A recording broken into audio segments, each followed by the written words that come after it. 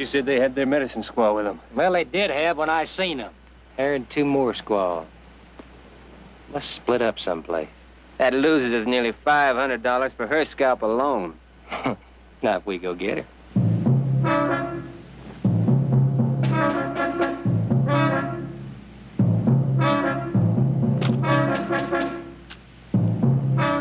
Hutch? What? What'd you say these things are for? Some sort of celebration. Supposed to keep away harm. Don't work so good, do they?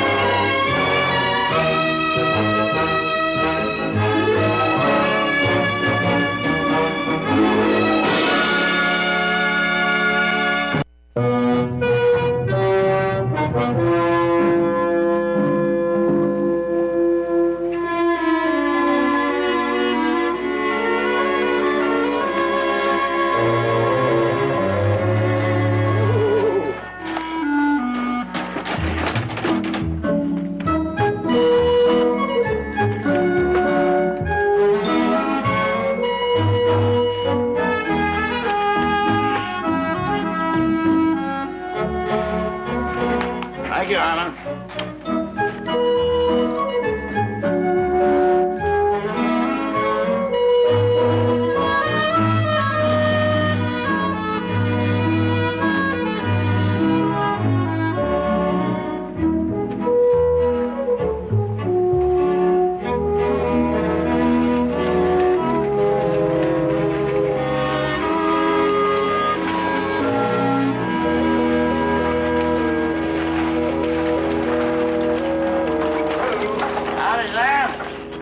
Good trip? Simon? Whom place did you think it was? I ain't never seen you all spruced up like this. Oh? Look like you're going to a funeral. Oh, ain't you the comical one, huh? Smells sober, too. Are you sure you ain't a mirage? Sam, why don't you just go about your business and don't be bothering us private citizens?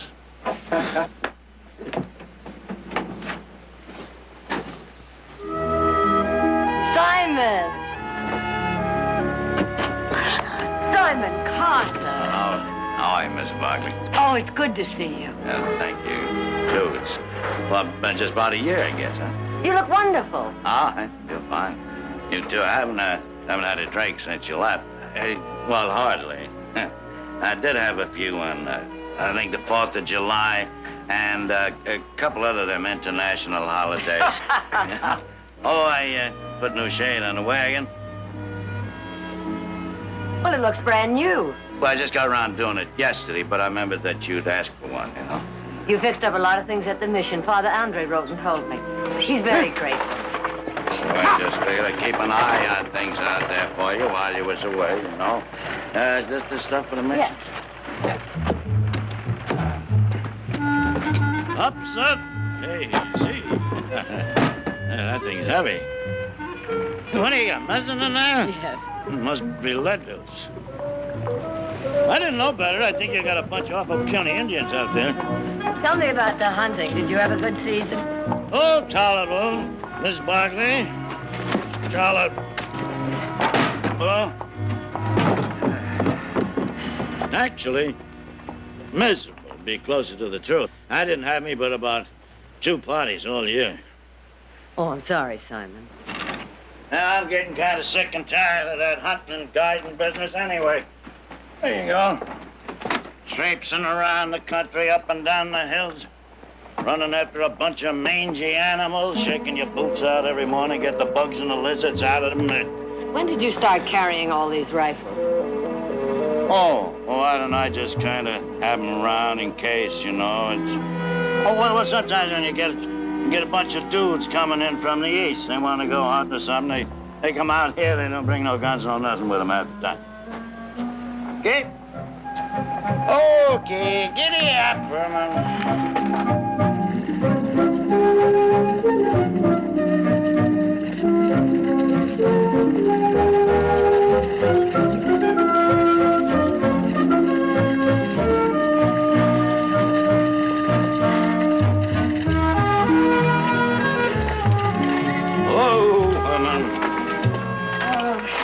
It's always so peaceful here, every year. Oh, yeah. Yeah, sure. Huh? What is it, Simon? Yankees. I can smell that stinking bear grease they use to keep the bugs off them. Yankees? Sure. They've been coming across the border in droves ever since that Senor Diaz took over the Mexican government. Did you read about it in newspapers? Yes, but I didn't think any of them were in this area. That's why I brought them extra rifles. Ah! Hey, what'd I tell you? They must have took Father Andre prisoner. Prisoner? Oh, by heaven's sake, Simon, they're nothing but young girls. Yankees is Yankees. They're dangerous. Even them little short ones, them papooses. Oh, Simon.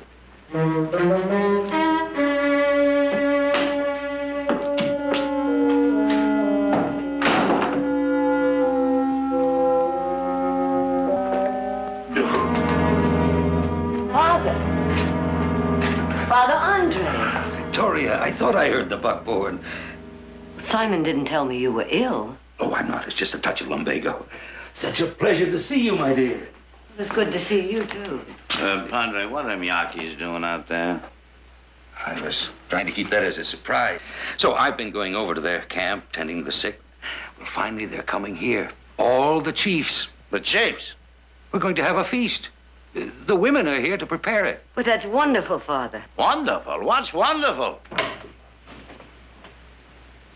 I have brought the milk of the goat, Father. It will give you strength. That's very kind of you, my dear. Oh, Siataki, these are my good friends, Victoria Barkley and Simon Carter. Siataki is the tribe's medicine woman. Father Andre has told us often of his good friends. I will cool the milk.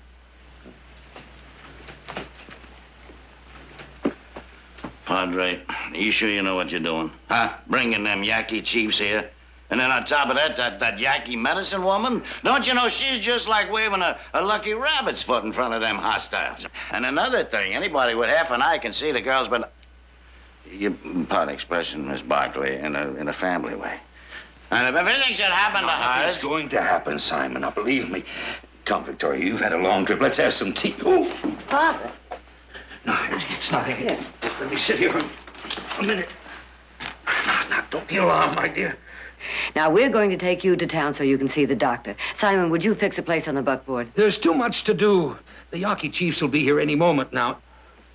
Simon, I tell you, they're peaceful. Peaceful? Zazu, they're peaceful. That's why the Mexican government put a $200 a head bounty on every one of their scalps. No, the safest thing for you is to get you back on board that stage, Miss Barkley. You'll be a lot better off there. Now, come on, this is no place for a lady. You take my word. We'll get the Padre to the doctor in town there, and then you head on back to your family. Now, I was looking forward to this visit, Miss Barkley. Really, I was. But I certainly ain't going to get no pleasure out of it, knowing that you might get your throat cut any minute. Now, come on.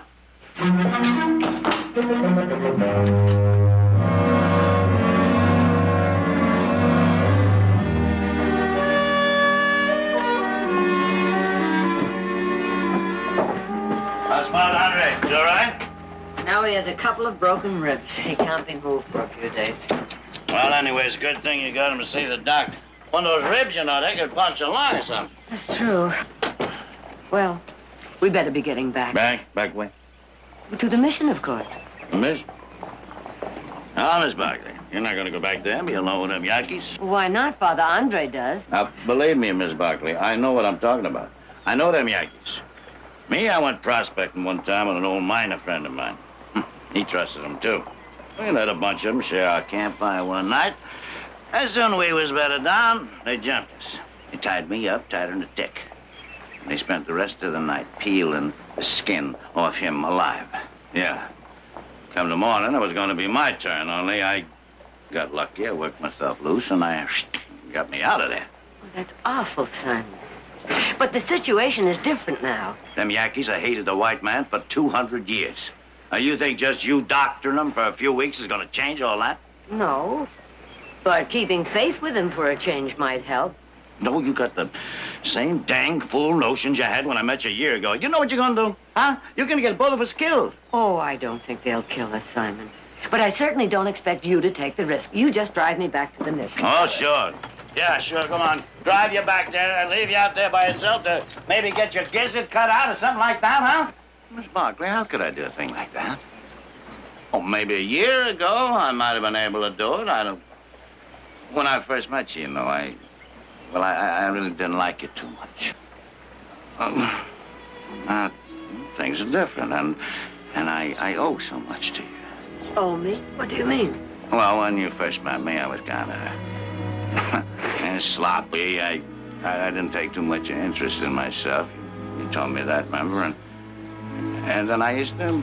I'd be pretty good, taking a couple of drinks. Oh, not that I couldn't have cut it out myself on my own if I wanted to, you know. It's just that you pestered me into quitting it before I... All right, move over. Go on, get over there. Go on back out to the mission before you pest me half to death. Come on, Hyman, get through.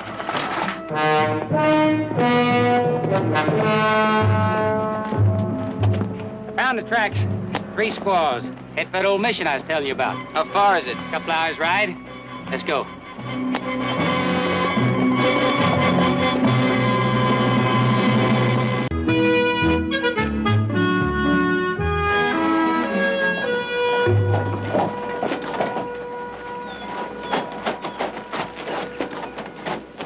Howdy. Yeah, howdy. Hey, ain't you, Simon Carter? That's my handle, yeah. Well, I met you down to the Pecos River last year. Oh, that big buffalo hunt. Yeah. These here's my new hunting partner. This here's Mitchler. Likewise, I'm sure. And that there's Ruiz. Buenos dias. Tardes, senor, sí. Well, we was just passing and wanted to see if maybe you could spare some water. Sure, help yourselves right over there. Take care of it, will you, boys?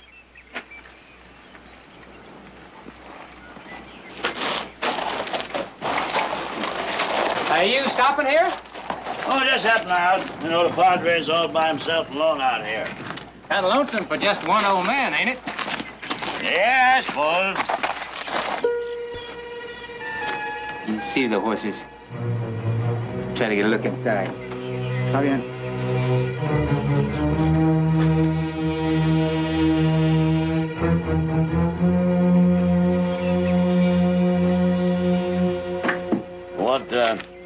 What are you doing around these parts? We're going after that buffalo herd in Canyon Gap.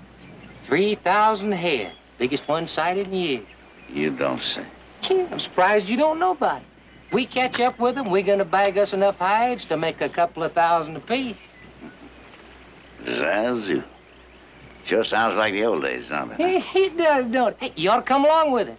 We could use another gun. Well, I had to go into town to get my gear. Oh, wait for you. Well, now, I don't know about that. What with the Padre being sick and all, you know, maybe I ought to stick around and bring him back from the doctor. Well, can't somebody else do it for you? Ain't nobody else, except Mrs. Barkley. Oh? Well, that's too bad. Yeah.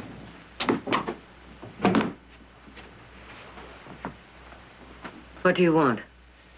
Heard there's some Indian squaws here selling Yaqui bluestone. My partners and me want to buy some. This is a medical mission. We don't sell anything. I'm sorry to bother you.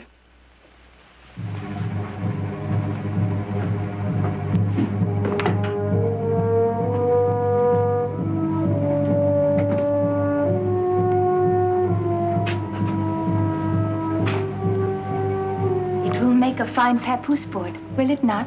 Very fine. Perhaps it will carry a great medicine, Chief. One to keep my people safe. I hope so.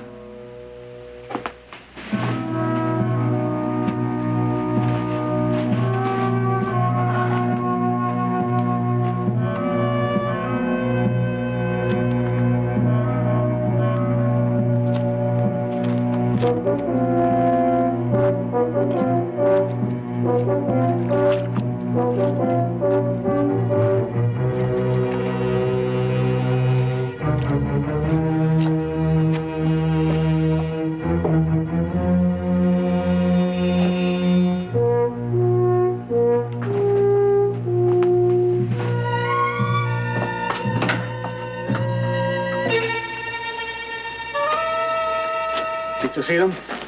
No. They gotta be in that mission somewhere.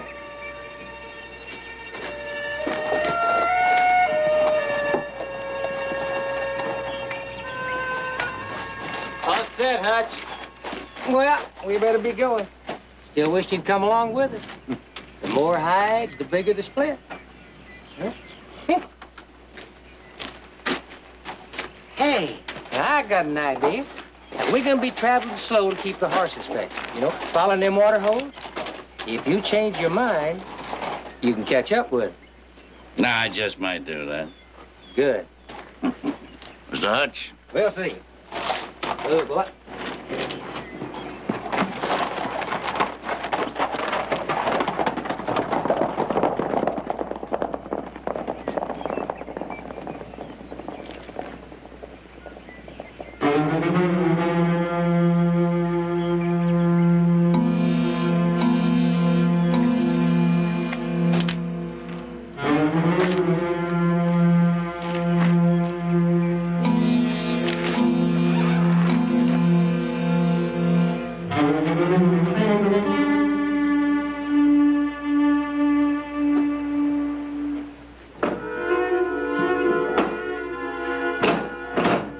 Simon, who are those men? Hunters? What did they want here? It's just watering up on the trail of a big buffalo herd. One of them was carrying a scalp pouch. So what?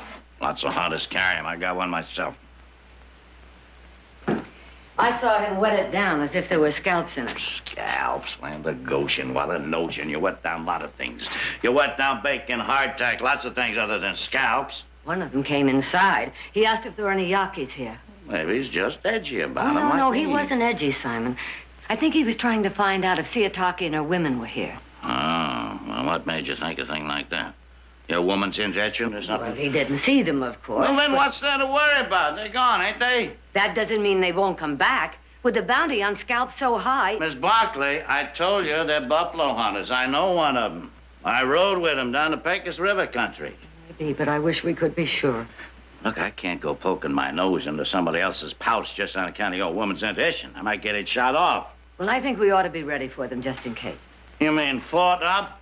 Oh, now look here, Mrs. Barkley. Now, fighting up is hard work. I ain't got Simon. the physical stamina. Simon, how many years has it been since you heard of buffalo this far south? Now, you just love to pester me, don't you, huh? And you're gonna drive me right into exhaustion. Right downright into downright exhaustion, Miss Barkley.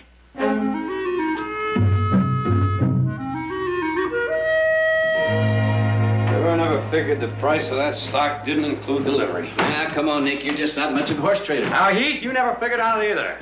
Castaloga's not that far away. It's still a bargain. Packed enough food for 2 days. By that time, you should be there. I sure hate to leave you, sis. With Jared in Sacramento, Mother at the mission, it's going to be kind of lonely around here. Wish you weren't going. We got to pick up that stock. We'll be back as soon as we can. Say, why don't you go down to the mission with Mother? Then you two can come back together. That's a good idea. You can catch a train to Kearney and then pick up a stage there. Better than staying alone. Come on, there's room in the buckboard. But there's no telegraph office at Sand Hill. They won't know I'm coming. So what? Surprise them. I'll be ready in 5 minutes. That means 15.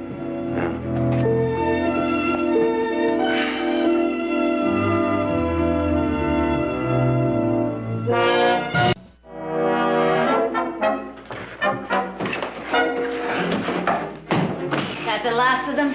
Yeah. Last Mohicans. It was a shame shaking up good wine for no good reason. Well, there'll be plenty of good reason if those men come back and rush us. Yeah, that'll be trouble. These barrels of wine get shot up. Well, I'd rather have them shot up than us. Simon, there are 3 of those men. I'm just trying to cut down the odds. Now, we'll take turns keeping watch. I'll see you at midnight. Them squaws know we're standing watch. Oh, no, they're asleep. I didn't want to frighten them. They try sneaking up on us, they're gonna be in for a dandy surprise, huh? Oh, Fool woman. Wait till they start peeling our skin off.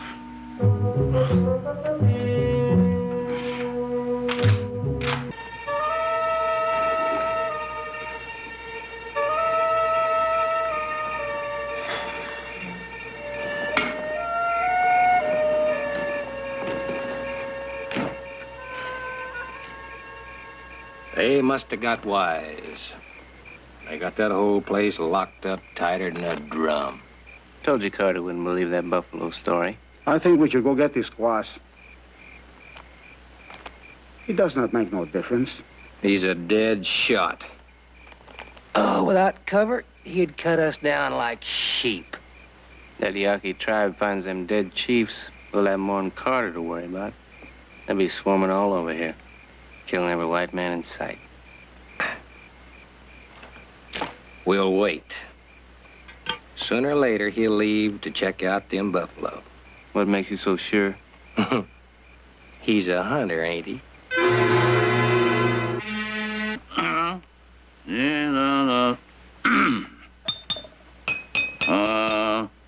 Rosie's the one girl for me, so fat she slips off me knee. When she hits the floor, it ain't there anymore, 'cause her Rosie's a size 43. It's Barkley. Seems to me I've heard that once or twice before. Simon, somehow the goat got up on the roof last night. Would you get her? She needs milking. Why don't you let one of them squaws go get it done? I ain't too partial to goats. I told you I don't want them to go outside. Those men might be watching. All right, I'll see to it as soon as I finish shaving.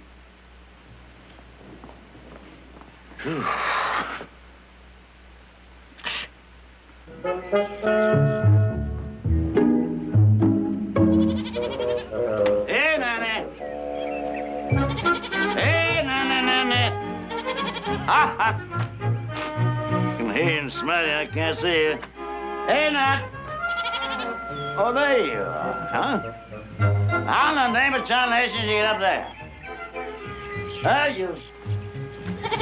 Oh, what do you think you are, anyway? Mountain goat or something? You got no business being up there. On the roof? Come on, you come on down here with Uncle Simon. Yes. Now, don't you be a nanny. You're comical, huh? Come on along now, Uncle Simon, you hear me? Get your nice fresh tin can of char. Oh, man! You ain't getting back! Oh, this is the end. The goat should be mounted at somebody's fireplace! You... in the morning. Simon? Theotaki says you fell off the roof. Ornery Billy Goat tried to butt me up. Miss Blockley! I ain't got any pants on. Well, are you all right? Well, I could have killed myself if I plumb in a cactus bush and them needles, they could poison you to death. Well, did you get all the needles out? Yes, I think so. Well, let me see. Miss Barkley, please. Ain't you got no shame at all? Well,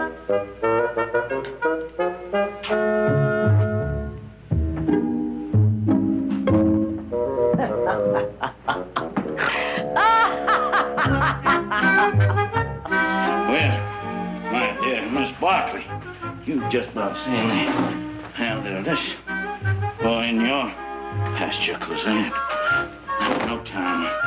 Just about no time at all. See how much you put up with around here. Well, them kind of apples.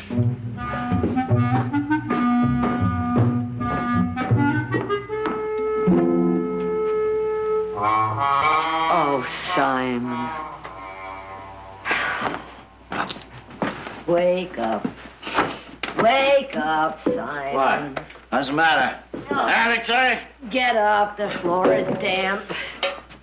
And Jackie Chief's attacking? Oh, they haven't even arrived yet. You're drunk, that's all. No, I am not drunk at all. What would you call it? Well, I made sure. Ow! Ooh! Be careful, will you? I'd like to split my head clean open. That might. At the moment, yes. A man's got a right to have a couple of little drinks if he wants. No, you haven't. Not while those girls' lives are in danger. In danger? Ah, we've been foughting up here all night. We haven't even seen a little bitty garter snake. Them squaws, them's the ones that's dangerous. All right, what'd you expect, huh? You pester me half to death about them Meiji Indians, make me lose out on a nice buffalo hunt. Anybody get drunk. Nonsense. You're just using that as an excuse because you want to leave here. You've been doing that all your life. Whenever something comes up you don't want to face, something distasteful, you soak yourself in alcohol. Oh, is that so, huh? Soak myself in alcohol. Well, just let me tell you something. Yeah, and I suppose I was soaked in alcohol last year when you were stumbling around the desert lost, and I had to come and find you because you was too bullheaded to take my advice, huh? But let me tell you, at that time you was kind of distasteful to me. Well, I suppose even Beelzebub had good qualities. Who? Beelzebub who? The devil. Oh, look, Miss Barkley, now you got no right to cuss me out. Simon, I know you're brave, Simon, and I'm grateful you saved my life, very grateful. But you had no business getting drunk when those girls' lives depended on you. No, the only business I got is to worry about them sneaky Indians or them smelly goats and any other kind of mangy varmints that might come down the pike. Well, I tell you, I ain't going to worry about them because nobody worries about me. That's another one of your excuses. You don't want anybody to worry about you because you don't want to face responsibility. You're too lazy and too selfish. You don't want to give. All you want to do is take. You haven't changed a bit. Are you quite finished? Well, that's a fine way for you to talk to me after all I've done to please you. Let me tell you, you pestered me for the last time, Miss Barkley. Yes, you pestered me once too often. Just once too often. Good day to you, Mrs. Victoria Barkley.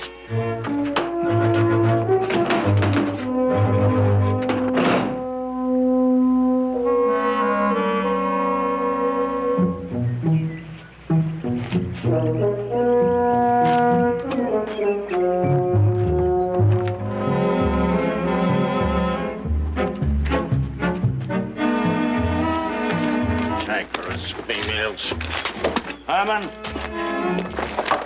us two fellas is going for a little clippity-clop.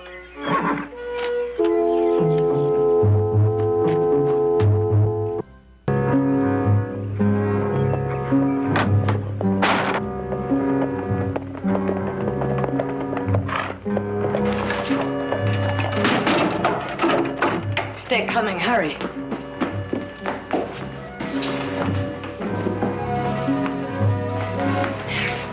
Now remember, don't make a sound and don't come out no matter what you hear. Do you understand? But if these men are evil, you will be in danger. It's you they want, not me. Now hurry. What is it? It is nothing.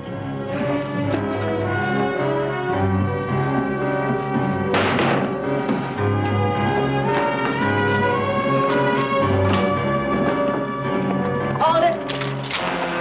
Right there. What do you want? Just a little water's all, ma'am. You got water when you were here before. Well, water goes quick in this here heat. I wouldn't try that if I were you. Now you get on your horse and ride out. I said ride out!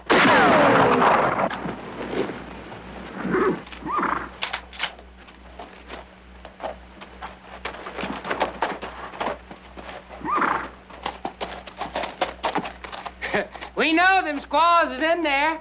There ain't no sense in trying to keep us out. You only just get hurt.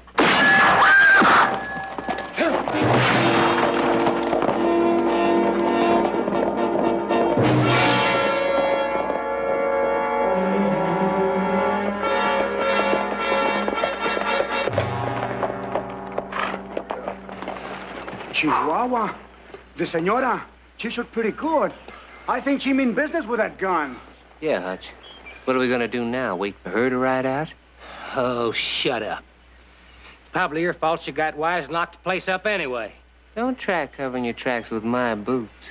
Well, you probably said something when you went inside to look around. I want to take them squaws hours ago. So did Rue. Oh, yeah, so did Rue. Bueno, arguing will get us no place. Yeah, you're right. Let's ride and shoot and take 'em right now. Well, now, that ain't gonna get the mission doors open now, is it? Especially her shooting back at us. You get a better idea? I will have.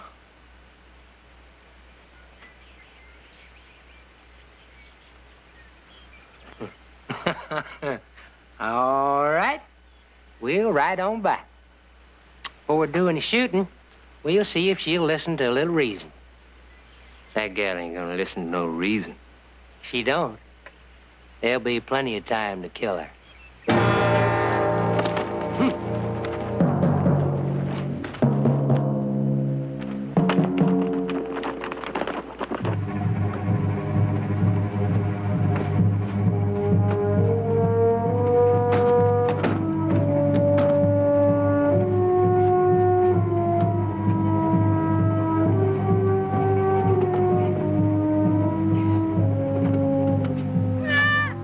Senora!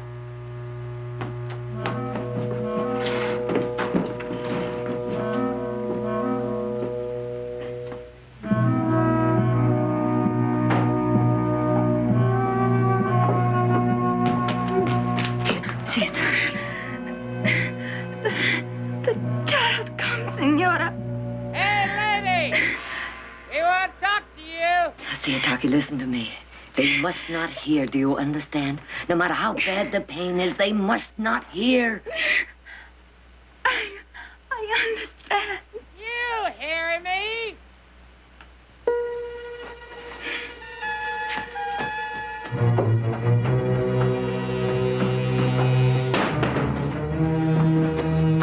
I'm hollering for the last time. You gonna talk or not? What do you want? We don't mean no harm to you, lady. All we want's them old dirty squaws. You just send them out and we'll be right on our way. I'm not sending anybody out. And you better leave before Simon gets back. Yeah, well, Simon ain't coming back. And you know it. He's out chasing buffalo and ain't there. You gonna send them out? No, I'm not. And you get out of here.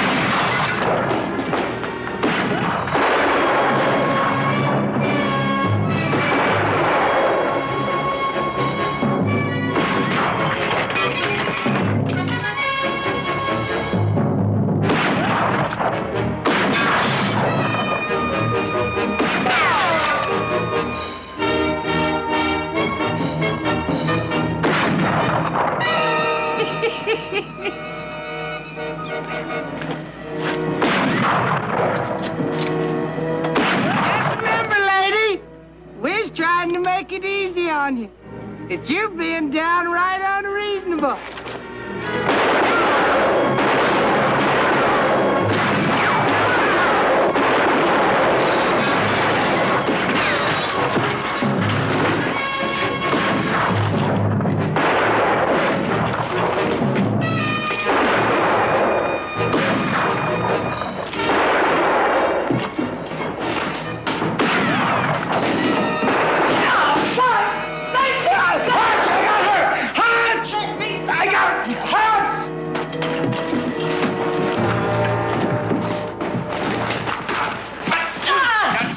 Lady, now where are them squaws? Where are they? They're not here. Take a look around. Now, you ain't going nowhere, are you, lady? And we're gonna find them squaws even if you buried them.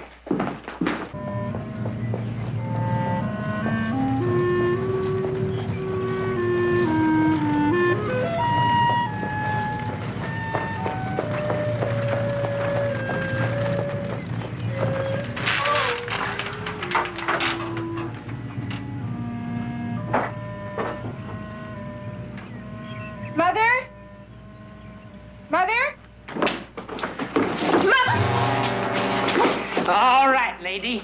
Now you gonna tell us where them squaws is? Thought I start carving on this pretty little filly of yours.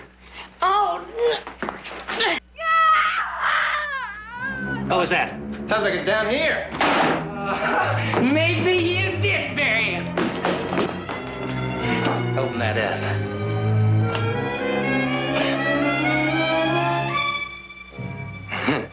You lied, old Hutch, didn't you? All right, hold it right there. Get him up. Hold three of you.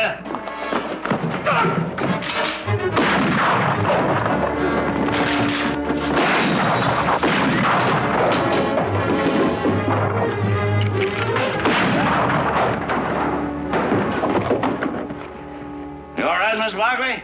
I'm fine. I'm not hurt, Mother. I don't understand. I'll explain later. Oh, Simon, I'm so glad you came back. Oh, well, yeah.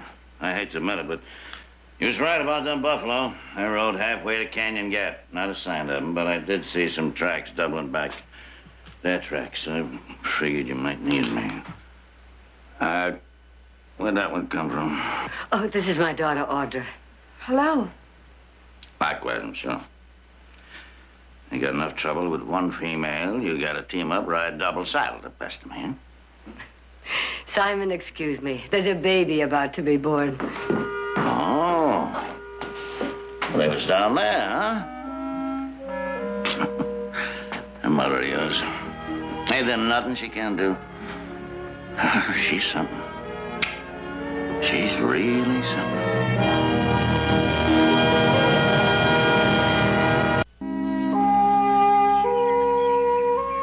And so, dear father, we ask, please, that you help them find some peace, some kindness. They really got it coming to them. Oh, yes, and one more thing. Would you make sure that they know how awful sorry we all are? Amen. That was very nice, Simon. Thank you, Miss Barkley. It certainly ain't no match for Father Andre, but I guess it was a halfway decent burial, huh? Yes. We owe much to your brave heart. When this moon ends, you will come to our camp to become blood brother to our chief. My tribe will be honored to have such a brave Yaqui warrior. That's a real honor, Mr. Carter.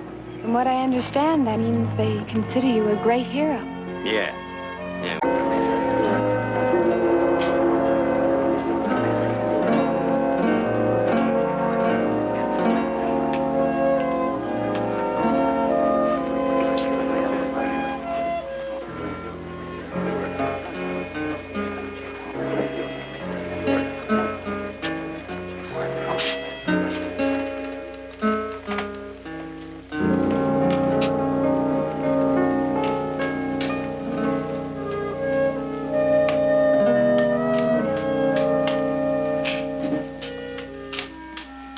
Excuse me.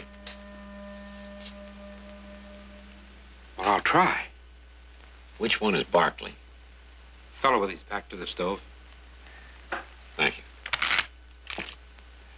Cattle prices drop off any more like this, pretty soon we'll have to pay them to take our beef. It'll get better. Before it gets worse. Howdy. Is this chair occupied? We're playing poker, mister. I'd hope so. For money. It's the only way to play. Is that you smelling like that? Eau de cologne. Makes a good bracer. I reckon it does. You're making my eyes water, mister. Freeman. Josiah Freeman. Oh, this is Carl Wheeler. Dan Kelsey. And I'm... I know who you are, sir. I'd venture to say that so do most in Northern California. Oh, really? Cards? Oh, 3, please. 2. Same.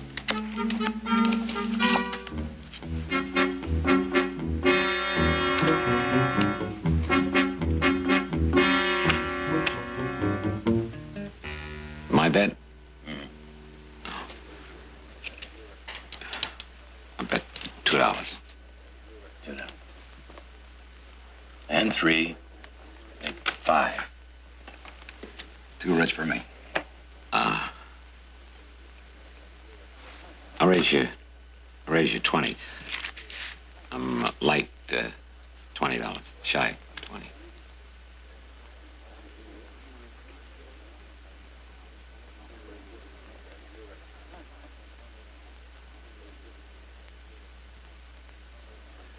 Must be some hand you got there, Mr. Freeman. I'm afraid so. I'll just call your $20 raise. Can you beat a pair of 8s? That all? I'm afraid so. Full house. You win. Well, I owe you $20. You play poker often, Mr. Freeman? Oh, all the time. All the time. Still got a ranch, huh? If you'll just countersign these both copies, Mr. Barkley, I'll be on my way. How much is it? Well, it's a note of transfer. Unfortunately, I'm out of currency, and I'm forced to sign over 20 head of prime JF stock to you.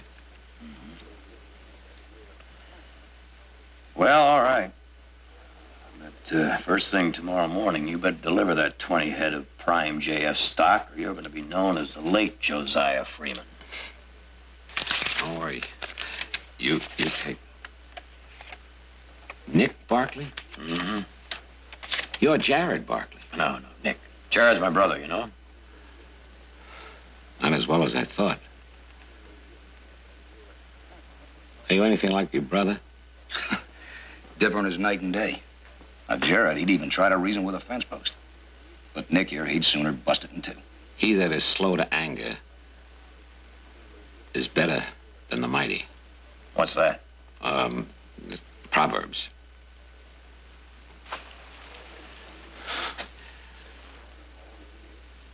Try to be more like your brother.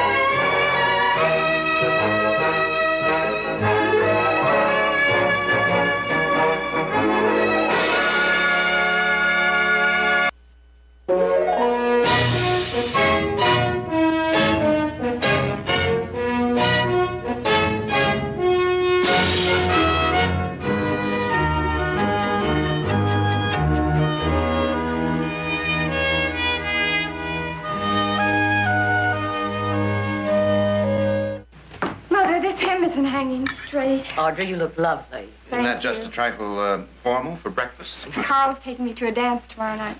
If he's in any condition to dance after you kept him out all last night playing poker.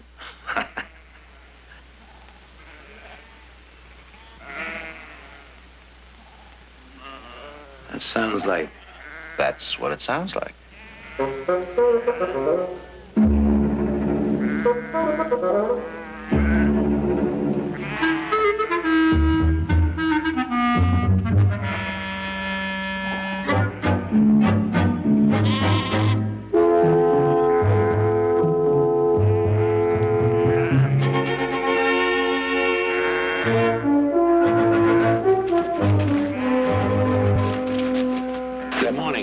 Walking vermin off my land. Off. They're yours. Mine. I'm paying my debt. Not with those, you're not. But you signed a note of transfer. Remember? I signed for cattle. Them are not cattle. What are they doing here, Nick? What do they look like? Where'd they come from? Well, how do I know where they come from? I'm sorry, there's been a slight misunderstanding. Look, I didn't know what I was signing for. You said JF stock. JF stock. Well, they are JFs. They are not stock. They're sheep. And they stink. No wonder you came into that saloon smelling like a flower patch in the middle of July. Well, it's been pleasant visiting with you. Here, give me that. Jared. Here. What can I do for you, Nick? This isn't legal, is it? Is that your signature? You know it's my signature. Well, then I'm afraid it's legal. But I don't want them. You've got them. If there's anything I can do... I think the best thing you can do is just be on your way. One thing I can't stand more than sheep, it's a sheep herder. They'll grow on you. So you're the only one he couldn't bluff out of that poker game. Is that right, Nick? Well, the last time I played poker with a man that carries a purse. Well, just what do you plan to do with these poor little critters? Drive them to the slaughter. That's what I plan to do. You know we're right in the middle of a little thing called a roundup? Tomorrow morning, I'm going to take 2 men off of that little thing and put them on this little thing. And until tomorrow? I think they're hungry. They're not eating on my range. I hope to get them to slaughter before they starve to death. Come on, give me a hand. I got cattle to tend to. Don't look at me. I have very urgent business to take care of. I'd better fix my hem.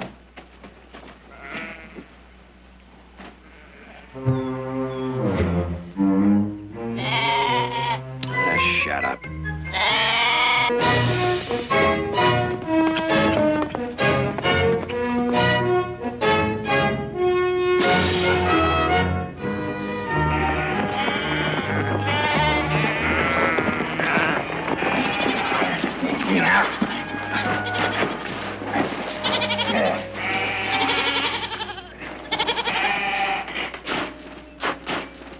Did I just ride through a mirage, or are You those... saw just what you thought you saw.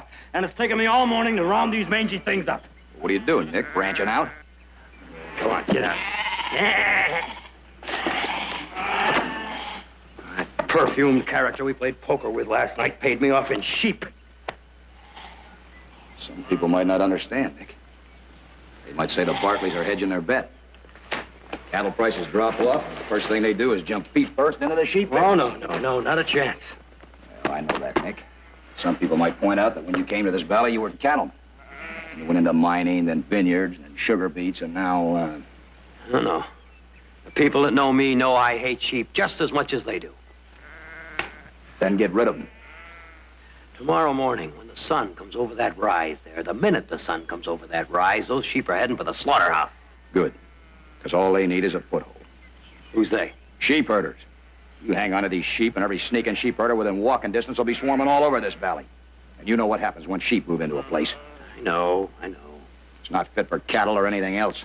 They chew the grass right down to the roots. The cattle starve, and so do the people who own them. You might say all of us have a stake in what you do. How many ways do I have to say it? They're leaving tomorrow morning. Just so you know. Yeah. The longer they're around, the more people aren't going to believe you mean what you say. Well, too bad you'll have to miss the dance tomorrow night. But you can tell me how those sheep like the butcher's axe when you get back.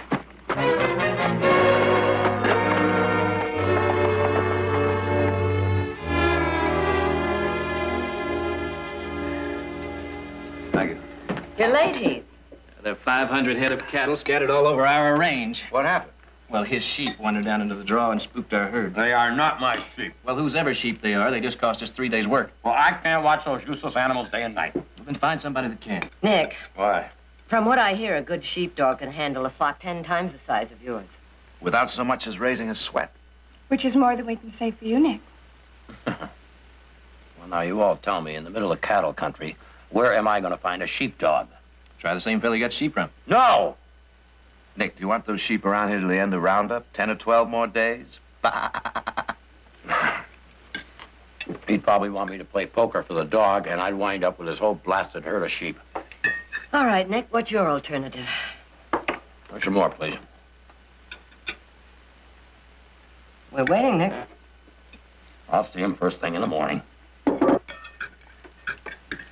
Audra, how come we've never had stew like this before? We've never had lamb before.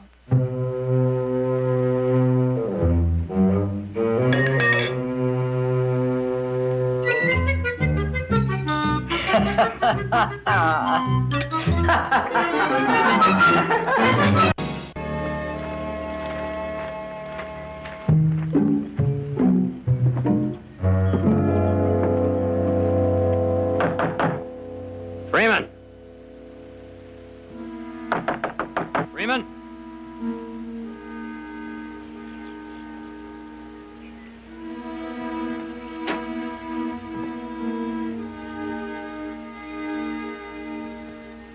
Freeman?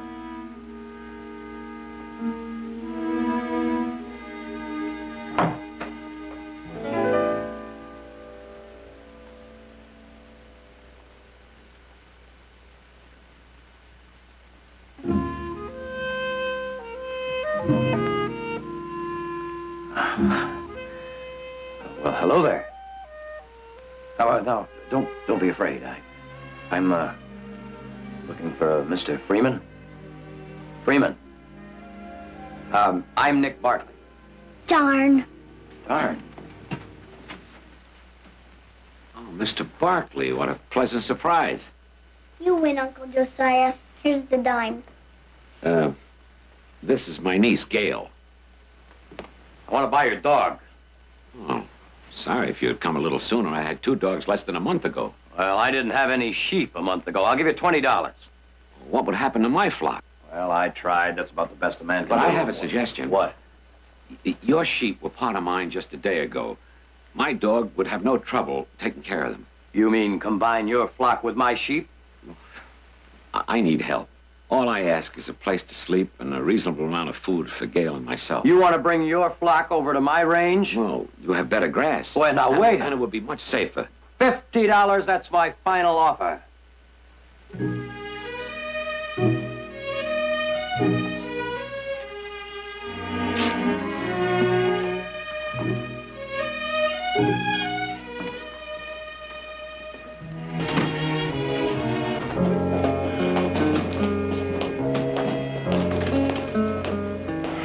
Whiskey. I didn't expect to see you so soon. Why not? Well, I figured you'd still be driving those sheep to slaughter. I got thirsty. Whiskey, come on. Look, they'll break up my place. They'll put me out of business. I just can't serve a sheep man, not in this town. Now, you call me that one more time, and I'll tear this place up. Bah!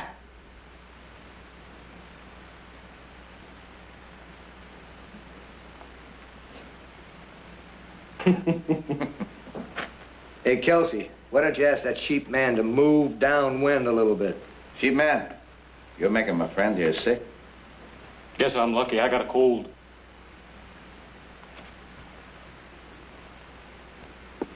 Now, when I get back here, I want to see a bottle and a glass waiting for me. All right?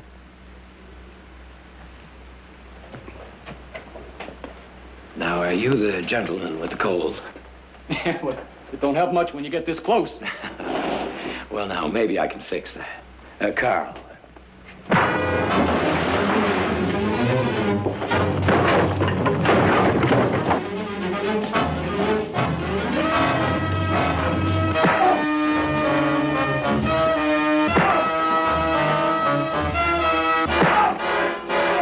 Oh, come on, fellas.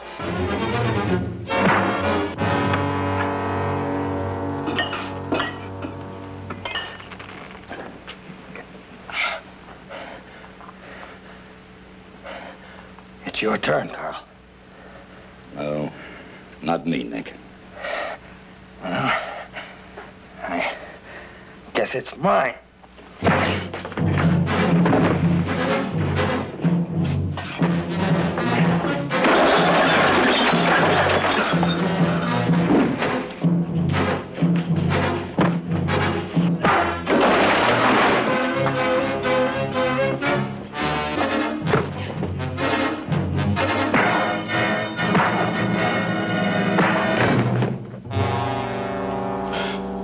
I knew this was going to happen.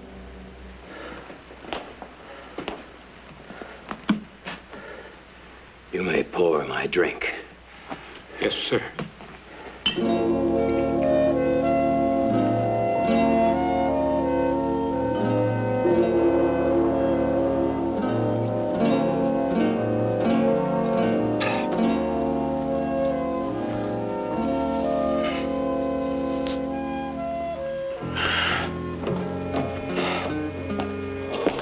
Mr. Barkley. You're the cause of all this, huh? You.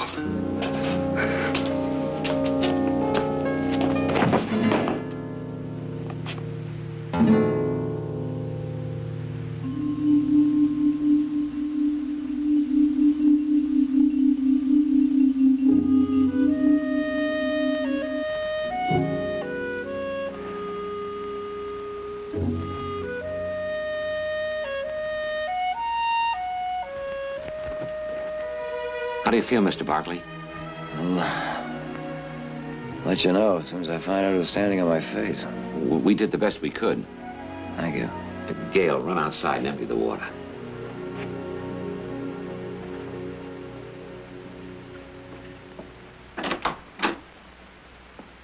She doesn't smile too much, does she? Oh, she hasn't found too much to smile about. Well, 5 will get you 10. My sister will have her giggling as soon as she walks through our front door. What? Well, that is, if your offer still holds, my range for your sheepdog. After what those men did to you? Well, now, that was a little misunderstanding, is all. Can I come back yet? Just as soon as your uncle says yes. Well? Gail, we're going to stay with Mr. Barkley for a while. Here's the dime, Uncle Josiah. Say, is this a private game or can anyone get in? I think we better start packing. Would you help me with the trunk? All right, sure. Fix up your things. Get them together, Gail. Right over here, mister. Keep making it. Yeah. Is that your peddler's wagon outside? Part of my checkered past. How'd you ever find time for the sheep business? Well, I'm a peddler by trade, a sheep herder by misfortune. Oh, someone paid you off with them, huh? Well, the misfortune belonged to Gail's parents. They were under the mistaken belief that open range meant just that. So they settled here with their sheep. Well, this is cattle country, you know. Took the cattlemen some months to convince them of that. Mr. Barkley, the day that I stopped here with my wagon to get some water, that barn was burning. Gail's parents, her mother and father, most of the sheep were dead. I heard her crying. Mama made me hide in the cellar when they came. Don't forget your doll. The whole thing was so cruel, so senseless. But you stayed. Of course I stayed. She had no relatives. I was tired of wearing out the seat of my trousers selling pots and pans. I love her, Mr. Barkley. I love her like she was my own. And in a way she is. Now.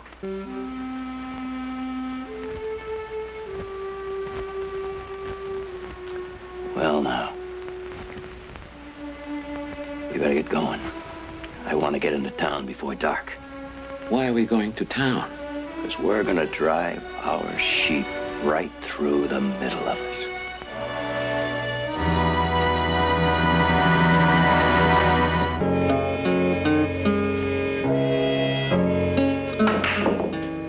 Nick, did you have to drive those sheep right down the middle of the street? Yes. Why?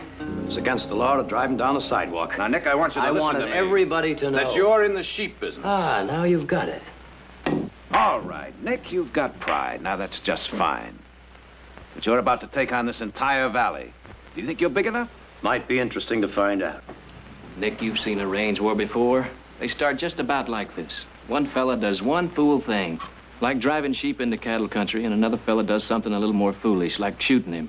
And before you know it, you've got a full-size range war on your hands. That a fact. That's a war nobody wins, Nick. Everybody loses. Not only men, women, and children, but entire herds, and it never ends. Those sheep are on our land, Jared, our land. And none of them Jaspers in town are going to tell me what I can or can't do. Those sheep aren't spooking anybody else's cattle, and they're not chewing up anybody else's range. And there's no reason for anybody's feelings to be hurt.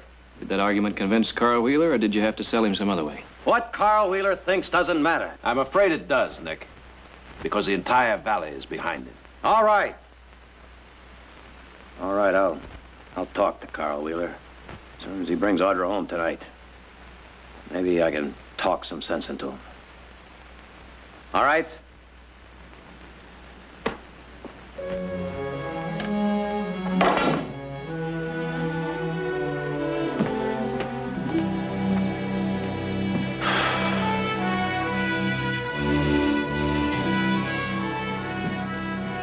Mrs. Barkley, Yes, Mr. Freeman.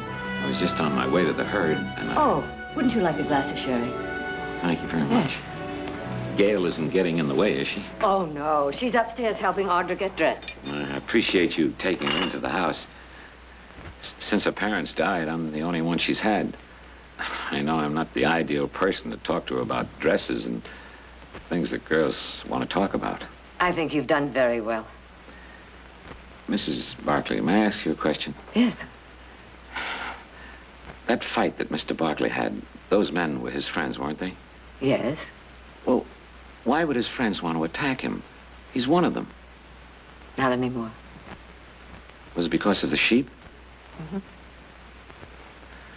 Well, when I first chose, I mean, when I first thought... What did you think, Mr. Freeman? The Barkleys are so big, so powerful, surely no one would dare attack them, even if they did bring a few sheep into the valley. How long have you lived in the West? 10 years? Well, that should have been time enough. For what? For you to learn that there's no one so big, so powerful, that he can change the hates and prejudices of a lifetime. At least not without a fight. Your son is a very stubborn man. Yes, very. He won't give way. When Nick is pushed, he pushes back with everything he has. No matter what the cost? Well, sometimes it costs more to walk away from a fight than to finish it. But he cares nothing for those animals. He's a cattleman, Mr. Freeman. But he's also a man. Now, what do you suppose would happen if tomorrow people decided that we shouldn't mine gold or grow beef?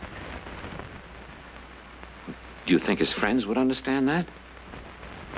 No, I don't. I think we all crossed the line today.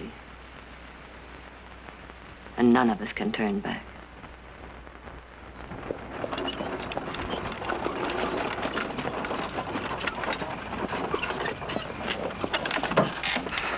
That was fun, Carl. Even after I tromped all over your feet? With a little practice, you could be a very good dancer. Well, now, if I had somebody as pretty as you to practice with, I wouldn't mind learning. Carl. Hmm? That fight with Nick. That wasn't me. No, but you could have stopped it. It would have taken a stack of dynamite to pry them apart, and I didn't have any with me. Still,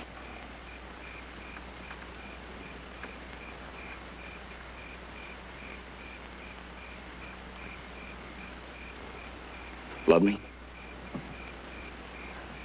I haven't decided yet. But what about Nick? What? Do you love him? That's a silly question. Audra, I wouldn't have asked it if I thought that. If you love him, then you can help him. How? Talk to him. Make him see that his friends are more important than trying to prove some point that ain't even worth proving. You mean persuade him to give up his sheep? He'd listen to you. I doubt that. It's worth a try. No, it isn't. Nick's his own man. And I don't like being used. Especially by you.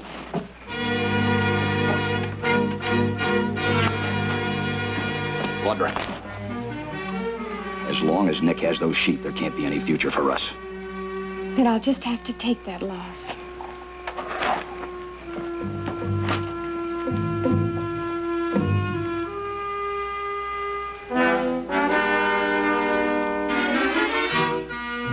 Carl.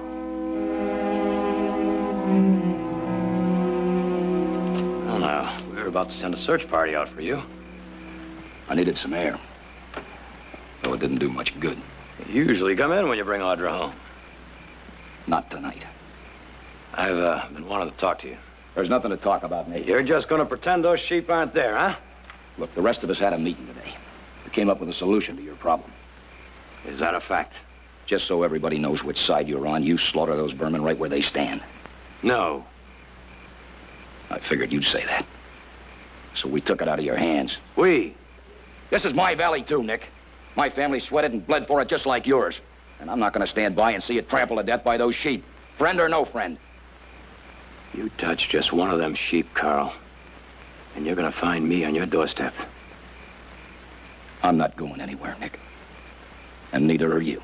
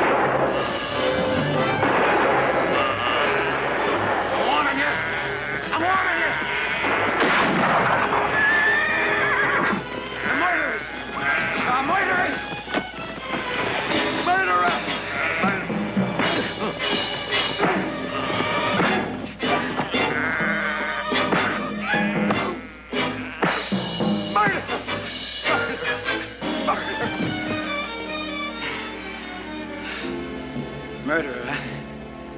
Yeah, he had ought to make a man a liar. Hey, Kelsey! Wheeler said anything short of killing. Somebody's coming!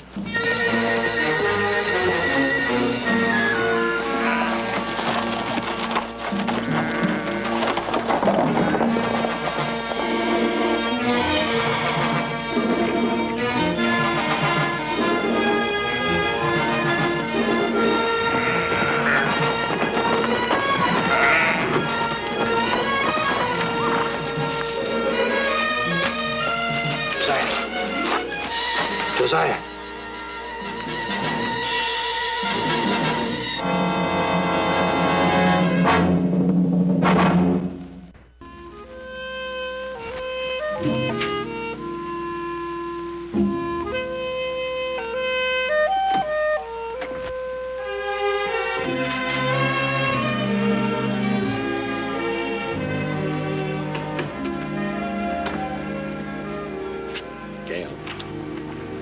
Feel better now, Uncle Josiah? Yes.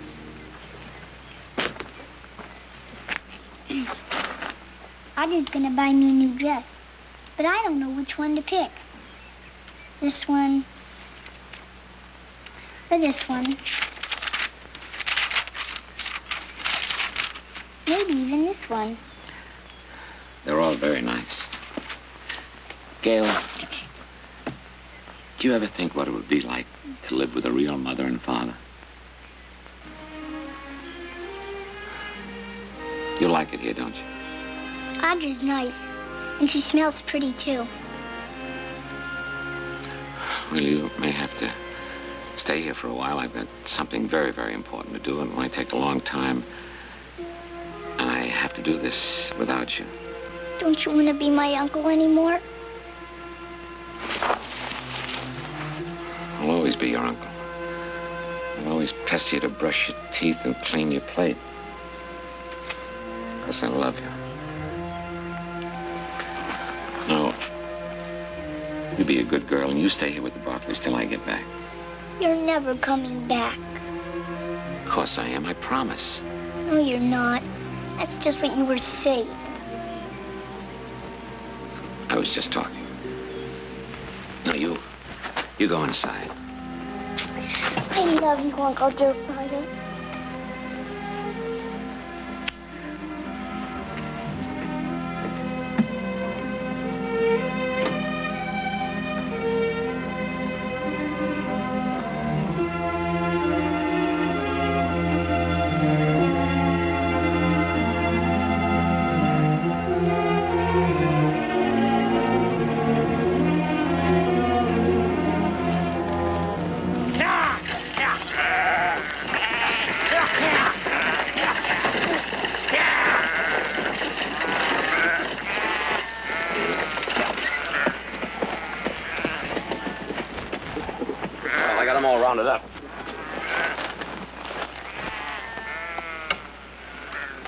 Josiah?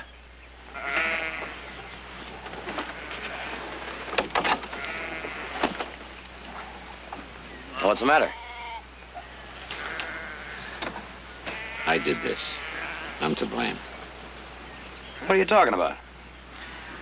You didn't win those sheep in that poker game. I lost them. Full house still beats a pair of eights. Yeah, but I had 4 eights. That's why I didn't show my hand when you called it.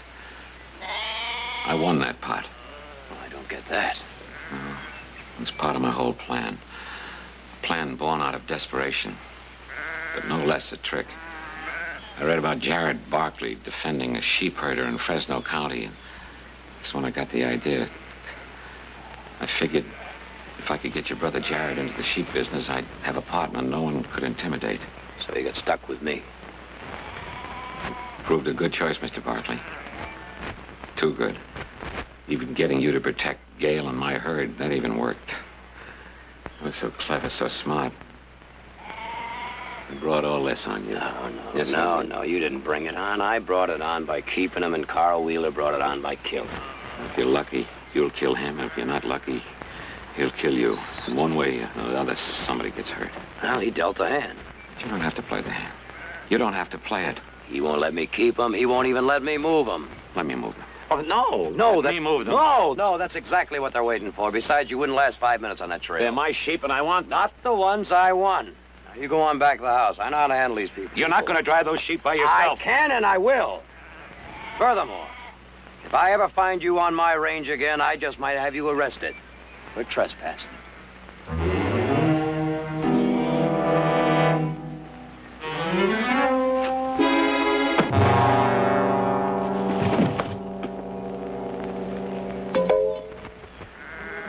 God forgive me.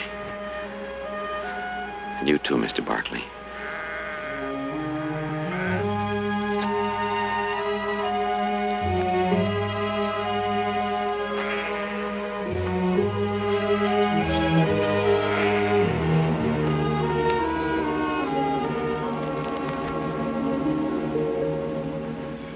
Looks like Josiah had a better argument than we did.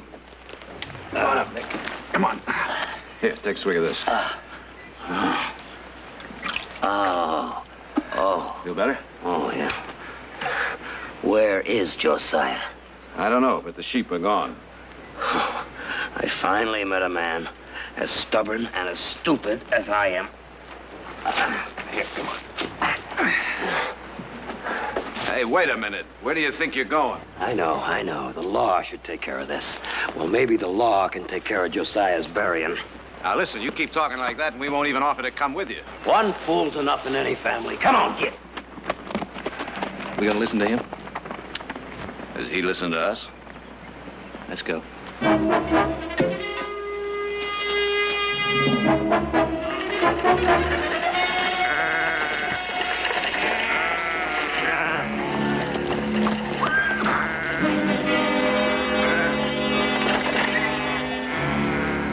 That's far enough, Freeman. Where's your sheep-loving friend? I'm going through. All we want are those sheep. You get in the way, we'll take you too. All right, let's get it done.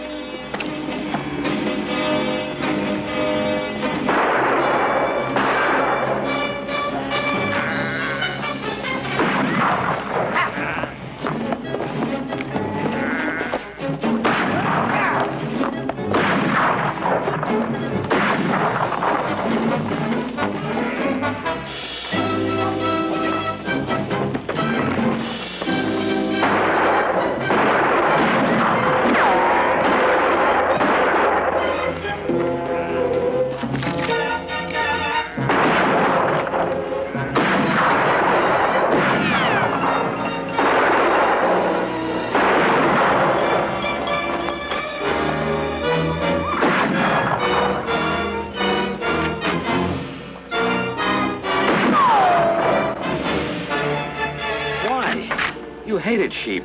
Still do. But you were right. They grow on you.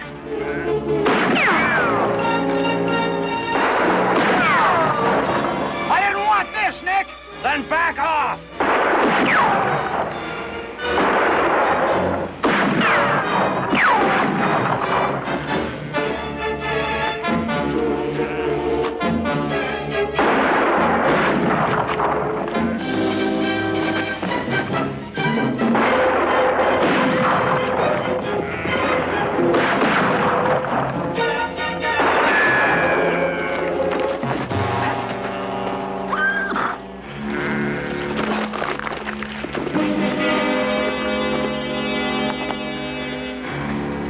Odds like this can kill you, Carl.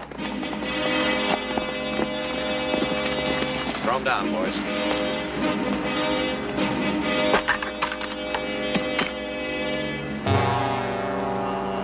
This one's yours, Jerry. Tomorrow will be yours. We'd only be fighting ourselves, Carl. Tearing down everything we've built. Tell it to your brother. He already knows it. Now, what's it going to take to convince you? Not that you care anymore, but cattle prices will be climbing again. Pretty soon you won't be able to see the grass for the beeves on this trip. Carl! Then where will your sheep be? Carl, the people in this valley have been living in their cocoon too long. We've all grown rich and fat and smug, thinking our way was the only way. Well, now that cocoon's been ripped open, whether we like it or not. We've got millions of acres here. Room enough for both cattle and sheep.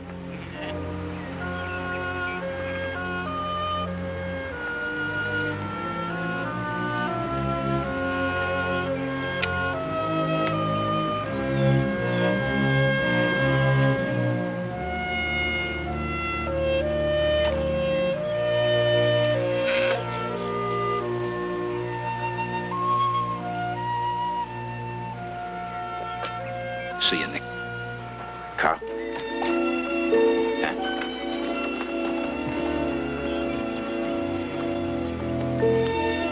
Well, are you just gonna stand there? Or are you gonna help me round up them walking vermin?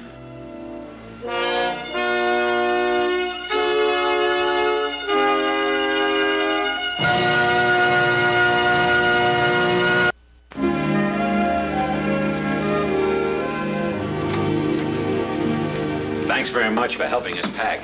Well, now, just because you sold off your sheep's no reason you have to leave so soon, you know. Well, we've taken advantage of it long enough. Mr. Barker, you're a very fine man, and I'm very pleased to have known you. Well, now, you're not so bad yourself for a sheep herder.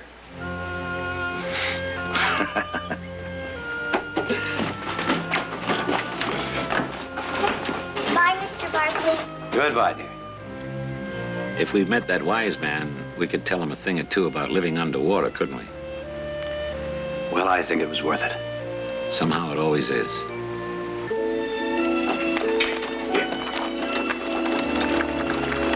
A very poor defense, Mr. Scanlon. I suggest you get yourself a good lawyer. You will have some coffee, won't you, Jared? Yes, please. Well, what's all this? Little homework? The Cunningham case. Oh, yes. Well, I'd say from the looks of this, you finally got something on him. I have. Receipts, affidavits, depositions. I can prove his men dynamited the Collier Dam. Everything there points to the fact that his motive was to buy up the flooded farms cheap. That sounds a little like an opening address to a jury. It might be. And this time, there's going to be no tampering with the jury, no bribery of witnesses, no falsifying evidence. This time, Mr. Joshua T. Cunningham is going to find out that he is not above the law. He is going to prison, Jared. You go after him like that in court, and I'll bet on you. But you know, Jim, I'm curious about one thing. What's that, Jared? Well, Cunningham and his lawyer are no fools. They know you're the best prosecuting attorney in California. I'm surprised they haven't moved for a change of venue. They did. Judge Farnham denied the motion. It's beginning to dawn on Mr. Cunningham that the days of the freebooters in this state are over. I hope you're right.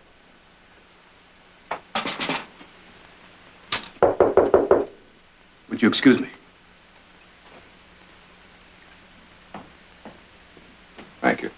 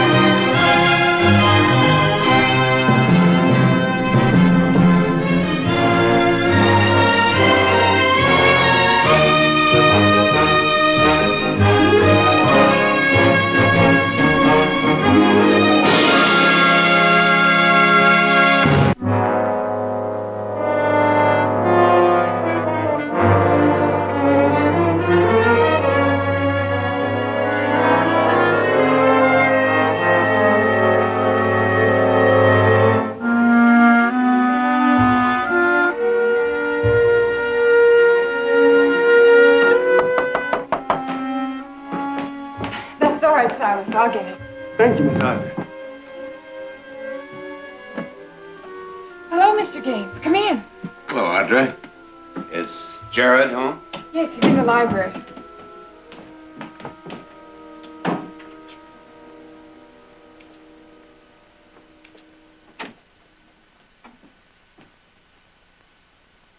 Hello, Howard. How are you? As well as could be expected after what happened to Jim Scanlon the other night. Yes. Jim was gifted and honest. Two things Cunningham couldn't cope with. Except with a shotgun. How is Mrs. Scanlon? Well, she went up to Sacramento to stay with her sister. Mother went with her, so she wouldn't have to travel alone. Well, Howard, sit down. We're about to have lunch. Will you join us? No. Thank you, Audrey. Well, to get to the point of my visit. As you know, it's my job as chairman of the County Board of Supervisors to appoint an acting district attorney to replace Jim Scanlon until an election can be called. That shouldn't be difficult. Well, under ordinary circumstances, I'd appoint Mark Bromley. He was Scanlon's assistant for 2 years. He's acquainted with the work of the office. But what? Bromley's young, inexperienced. He's never prosecuted a case on his own. Cunningham's lawyer would tear him to pieces and feed him to the jury, one bite at a time. I guess you know why I'm here. I think you underestimate Mark. He's young, he's smart and clever. He has the advantage of having helped Jim prepare the Cunningham case. He knows it inside and out. And he also knows Cunningham, and he's scared. Well, then there must be other lawyers. None as qualified as you are, Jared. Once you served as assistant district attorney. Yes, and I was about the same age that Mark is now, and just as scared. Believe me, he'll get over it. Jared, No, Audra. how can you say no? Jim was your best friend. And that's exactly why I won't prosecute Cunningham. I don't understand. If Cunningham's lawyer is as smart as I think he is, he's going to try and convince that jury that I'm not prosecuting his client because he blew up Collier Dam, but because I'm trying to avenge the death of a friend. He'll pose Cunningham as the victim of some kind of personal vendetta and probably get away with it. I don't think that's valid, Jared. Neither do I. The jury will judge the facts. Maybe, and maybe not. I don't intend to take the gamble. All right, Jared. All I could do was try. Audra? Jared, who else? I've made my decision, Audra. All right. I just hope you don't regret it.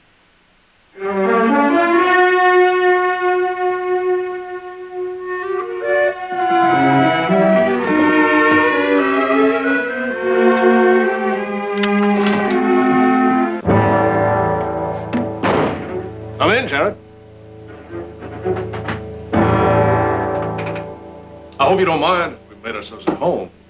Mason had a key that happened to fit the lock.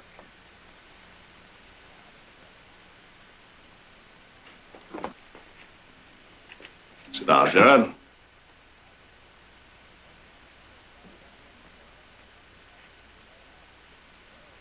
What do you want?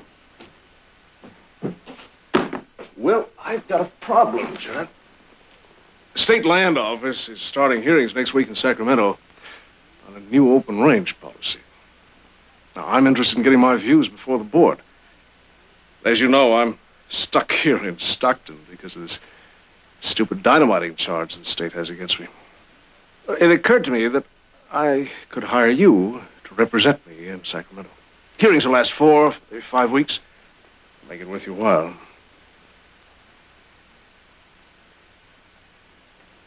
Get out of here, Cunningham. $1,000 a week and expenses. How's that sound?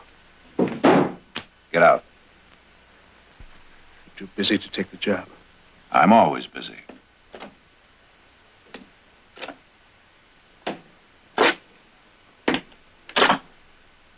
You'll get a bill for that.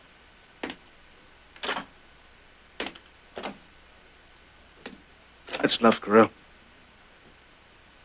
There's talk around town you may be appointed acting district attorney. Is there? I heard Howard Gaines was up to your place yesterday. I asked you to take the job. Remarkable how you keep your ear to the ground. I assume you accepted. You know, you could have saved yourself this masterful attempt to buy me off. What? I turned Gaines down.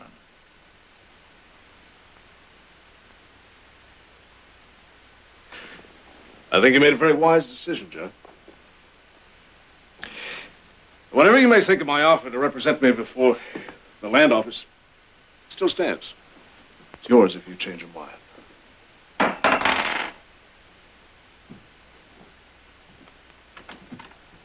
I think I just did. What? Changed my mind. What?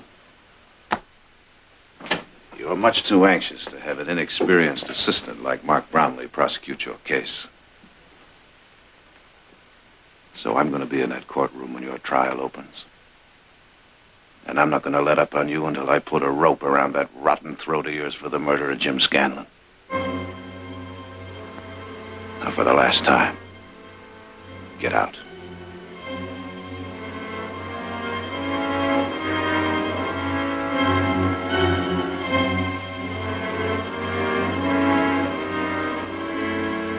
Well, now, I'll be looking for that bill from you, Barkley. You'll get paid.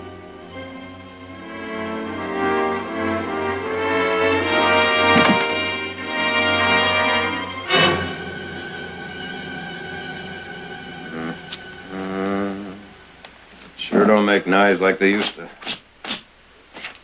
I hadn't noticed. It's a fact. It is a fact. Well, now, that's fascinating information.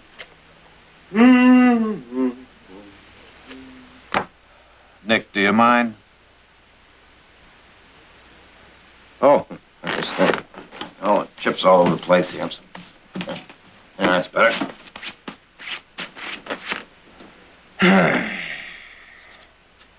Oh, sure don't make knives like they used to. They also don't make desks like they used to.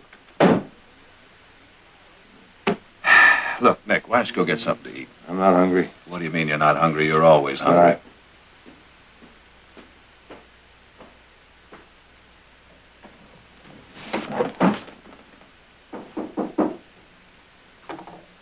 I'll get it.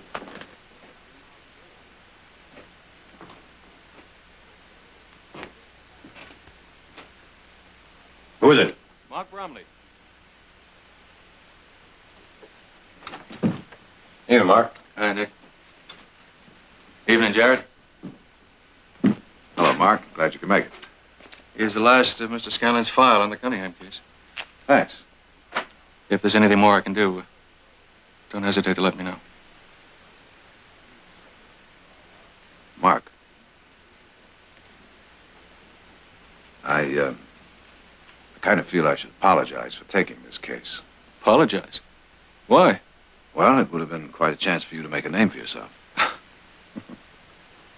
a great chance for me to fall flat on my face, too. The important thing is to get Joshua Cunningham, Jared. Maybe I could have. Maybe he isn't good enough. I know you can. Thanks, Mark. Good night. Here, Mark. Good night. Howdy. Oh, now this is too much. What'd I say? Look, one well-intentioned brother is enough, but two is impossible. Now, look, why don't you get out of here and go get something to eat so I can get some work done? Out. No, now, wait a minute. Just go get yourself a beer, anything. Only leave me alone so I can work. One condition. What's that? You don't budge from this office. I promise. Beer? Beer. Beer.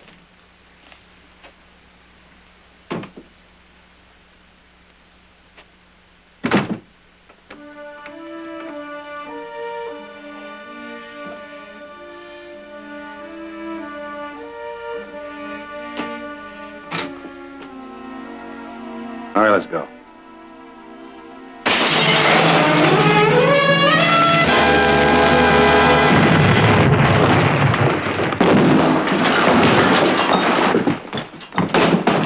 Jared!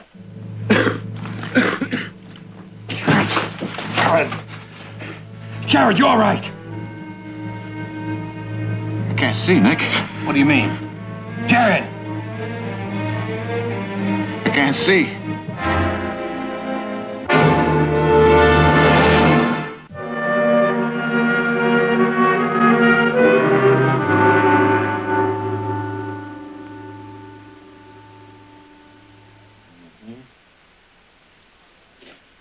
Now I'm going to expose your eyes to different degrees of light. Tell me if you see anything at all. Anything? Nothing. Keep trying.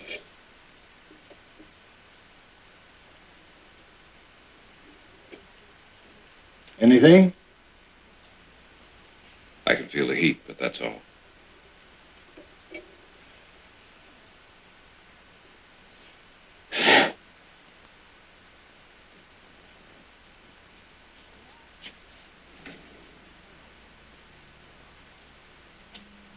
I'll be back in just a moment.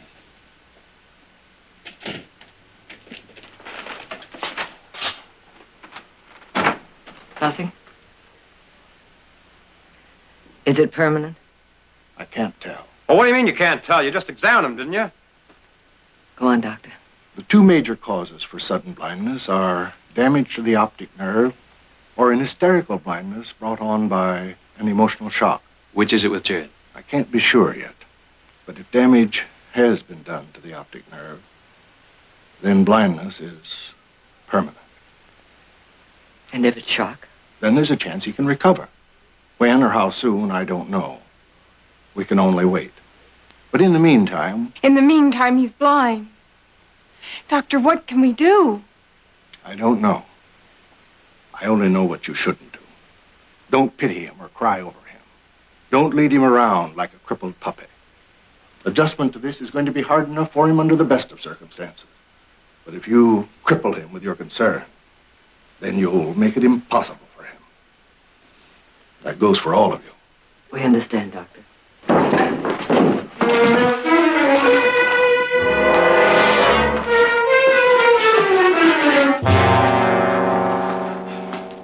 I was looking for some water. I tripped. Well, I'm going to see Mr. Cunningham right now. I'll go with you. Barkley's brother. Cunningham, Hello, for 2 Nick. cents, I'd give you a beating that'd make you wish you weren't born. What credit's good, help yourself. Just stand quiet.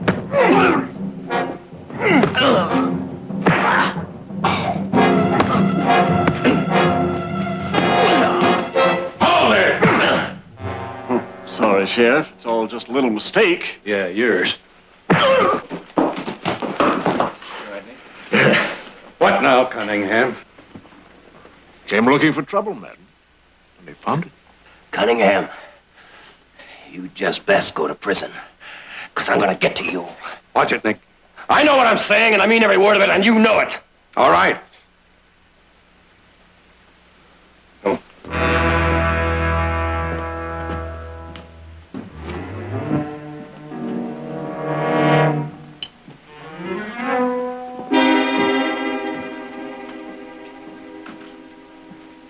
You're doing fine, Mr. Barkley. Just fine. Thank you, Silas.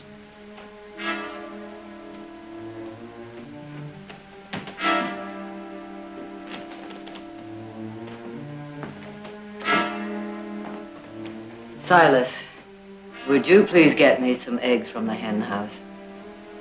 I'd like them now. Yes, ma'am.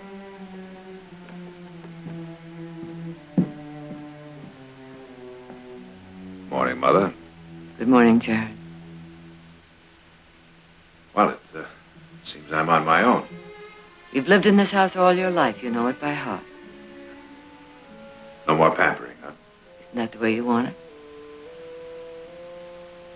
All right. Here we go.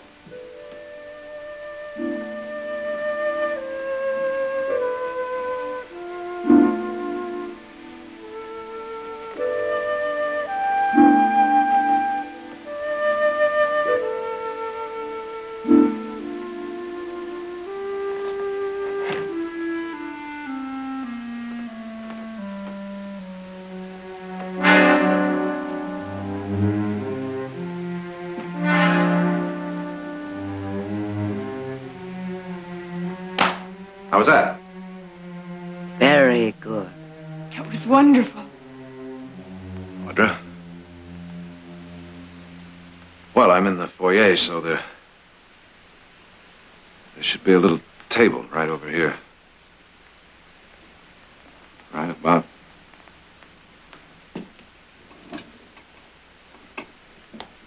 here. Right here. The living room is right over there. The archway is right up there, so it should be about 1, 2, 3.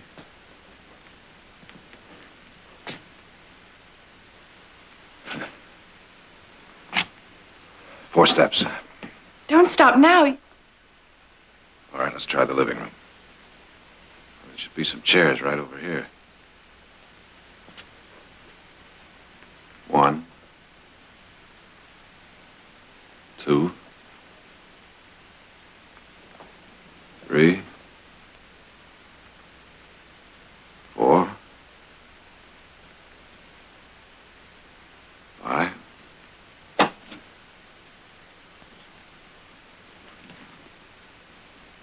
It was fine.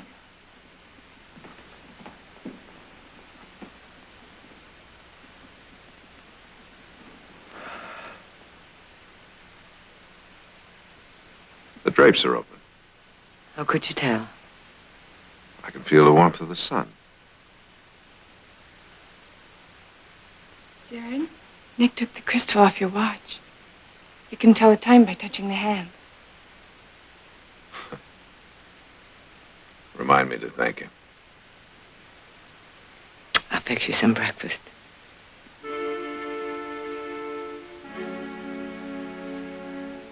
10 after 9, right? That's right. What day is it? I mean, how long has it been since? 3 days. 10 after 9, day, night, they're just words now. It's like living on the dark side of the moon. You can run along now, Audra. I'll be all right.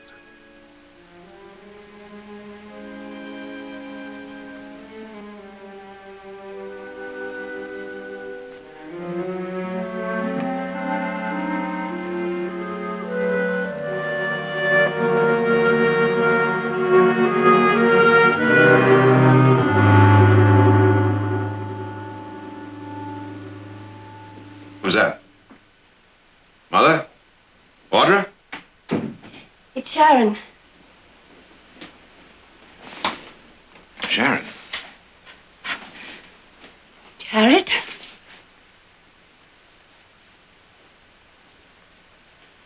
Sharon, what are you doing back here? I came back as soon as I heard about what happened. Yes, well, I was hoping maybe you wouldn't hear. Seems to me you've already had enough. I'm all right now, thank you, Jared. I brought you dinner. Yes, I know. Ham, isn't it? Baked. Show off. There, now you eat and I'll talk. Sharon, I wonder if you'd mind not staying. Oh? Well, you see, what I euphemistically refer to as my awkward situation is, well, it's particularly acute at mealtime. Jared, I understand. Do you? No, I don't think you really do. Maybe a little demonstration. Now, the meat, now that's not particularly a problem, but the vegetables, oh, those vegetables, now that is the real challenge. Now, let's see.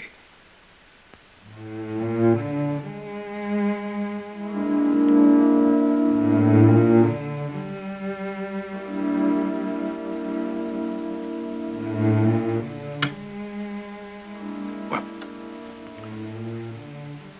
perhaps now you can understand why I prefer to eat alone. I can afford myself the luxury of using my fingers. We'll talk later then. Yes.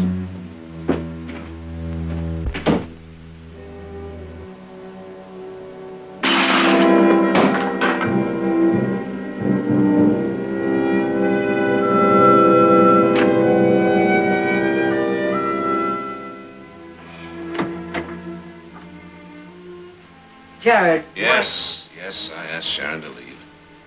Wish she was only trying to help. You can't go on like this. Well, you... Jared. Do you know an attorney by the name of Marvin Sanders? Yeah. Yeah, he's Cunningham's lawyer. Well, he and Cunningham just had a powwow in Sanders' suite at Stockton House. Well, what of it?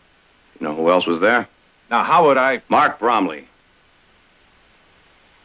Now, if Bromley's going to prosecute, what was he doing meeting with Cunningham and his attorney?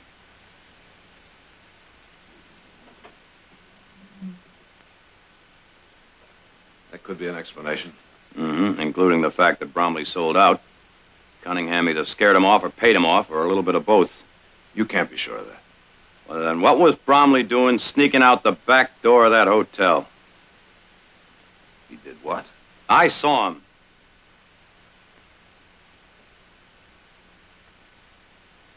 The meeting still could have been innocent enough. Perhaps so. But can you take that chance? What do you mean, me? You're still acting district attorney of this county. Well, a simple letter of resignation will take care of that if someone will be kind enough to write it for me. It's too late for that. If Mark Bromley has sold out, the rest is up to you. I can't go into that courtroom. I can't do it. Yes, you can. Now listen to me, Jared. Nothing has been decided. Perhaps one day you will see again. But if and when that day comes, it won't mean a thing if you can't stand the sight of yourself. Do it.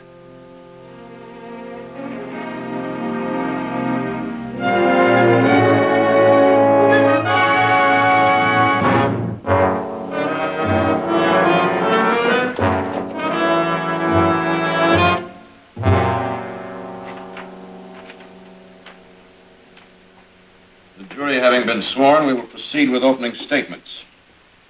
Are you ready for the state, Mr. Bromley? Yes, Your Honor. Mr. Sanders? The defense is ready, Your Honor. You may proceed, Mr. Bromley.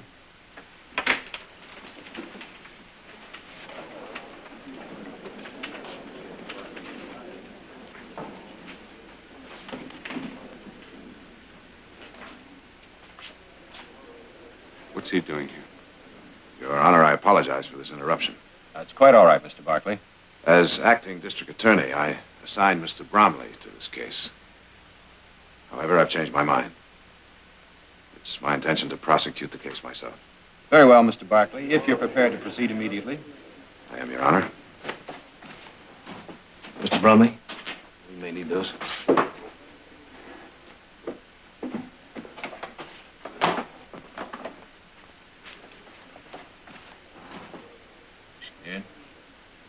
Yeah, I'm scared.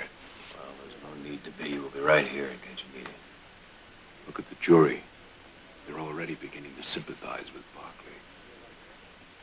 That should do something. You try. Your Honor, this sudden change in prosecutors comes as a complete surprise to the defense. Had I known Mr. Barkley was going to be my adversary, I might have planned my case with more of an eye to... An eye to what, Mr. Sanders? It's a delicate matter, Your Honor, and I'm loath to bring it up, but in fairness to my client, I feel I must. I'm referring to Mr. Barkley's blindness and the fact that the sympathy and compassion that we all have for him will exert an undue influence on the jury in arriving at a verdict. Your Honor. One moment, Mr. Barkley. What are you proposing, Mr. Sanders? Well, in justice to my client, Your Honor, I respectfully request that Mr. Barkley withdraw from the case. Mr. Barkley? I have no intentions of withdrawing, Your Honor. Well, in that case, Your Honor, I suggest that the defendant cannot receive a fair and impartial hearing in this court. Mr. Sanders. If he could, he would be acquitted, and Mr. Barkley knows that. And that's the reason for his sudden and dramatic takeover of this case. He's come here not to prosecute the defendant, but to persecute him. He says to the jury, forget the evidence.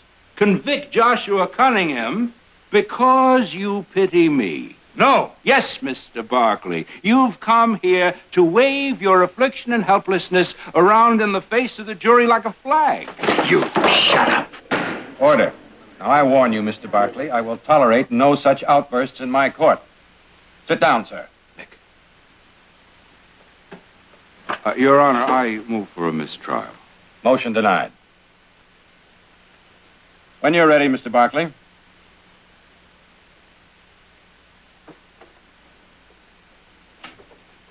Gentlemen, I'll be brief. It's the state's contention in this case that on June 24th last, Collier Dam was dynamited. Dynamite planted at the instigation of the defendant. Now, the state will offer conclusive evidence of this. We will further introduce evidence that will show that the motive of the defendant was simply to...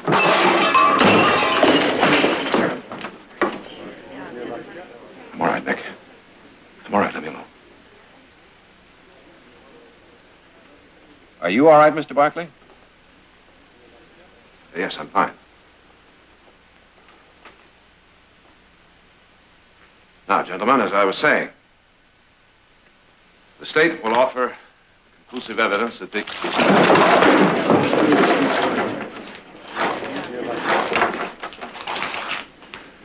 Get me out of here. Get me out.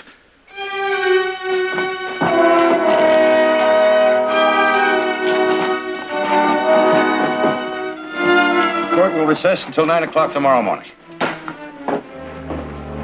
How about a drink? No, thank you. Tearing a blind man apart isn't something I care to celebrate.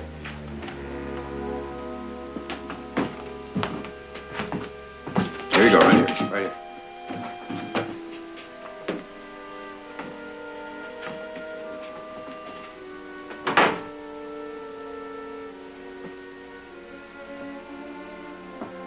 Well, I think somebody better tell Bromley the job is all his. You don't mean that. Jared, what did you expect when you walked into that courtroom? Didn't you know Cunningham's lawyer would tear into you? Yes. Yes, but I hoped I'd be able to take it. You can. Will you stop it? You stop trying to tell me how brave I am. I was lost out there. A lawyer has to be able to see. He has to look into a witness's eyes and know whether he's telling the truth or not. He has to know what effect he's having on the judge, the jury. He can't plead his case to the wall. Take me home. Jared, I'm not going to insult you by saying I know how you feel. I don't know. No one does. But one thing I'm sure of, and it frightens me just as much as that courtroom frightened you, that if you don't do this, you'll never do anything. You'll just sit in darkness for the rest of your life being afraid, always afraid. I need more time. I don't believe that. Time is your enemy, not your friend. Time will only ask for more time. Shall we go? I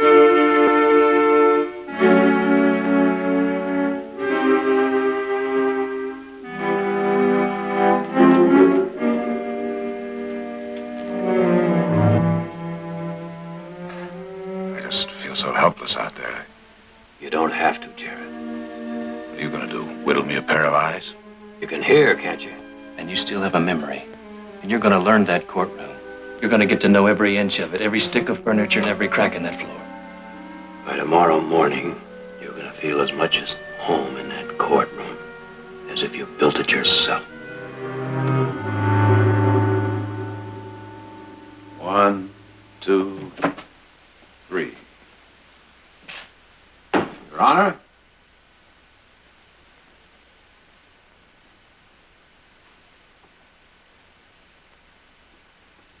One, 2, 3. Now, how was that? Good. Tired? Tired. Let's too bad. We're just getting started. Now, Nick, you just said I it said was... it was good. I didn't say it was perfect. That's what it's got to be tomorrow morning when you walk into this courtroom. It's important, Jared.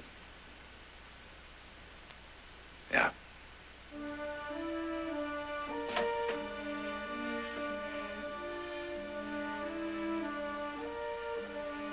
One, two, three.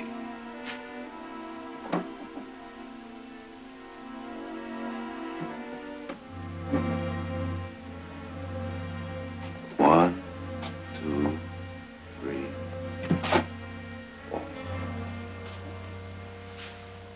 And so, gentlemen of the jury, on the basis of the evidence and the evidence alone, the state is confident that you will find Joshua T. Cunningham guilty. Your Honor, I call Simon Templeton. And as proprietor of the Dry Forks General Store, did you, on the afternoon of June 21st, sell an unusually large amount of dynamite? I did.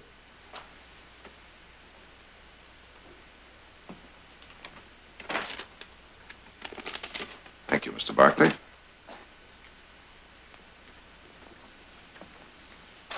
I now hand you this receipt and ask if you recognize it. I do. It's a receipt for the dynamite I sold. And to whom is that receipt made out? Joshua T. Cunningham. Your Honor, the state offers this receipt in evidence. Well,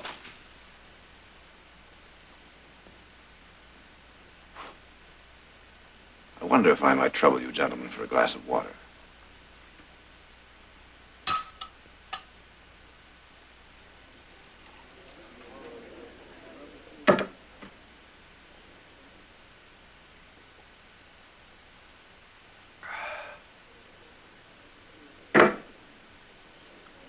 Thank you.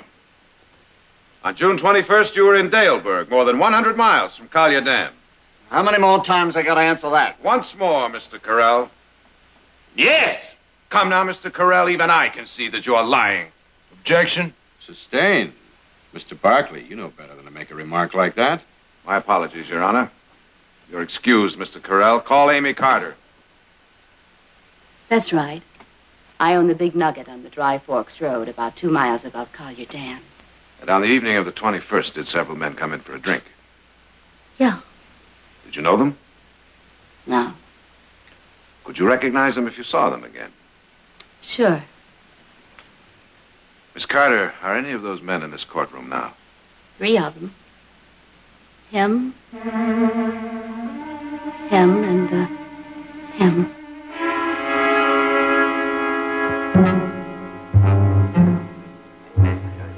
You gotta make a liar out of that Carter woman when you cross-examine her.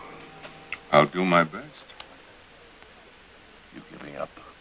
I'll play out the hand, Cunningham. But you might as well face it. Barkley has got you right by the throat.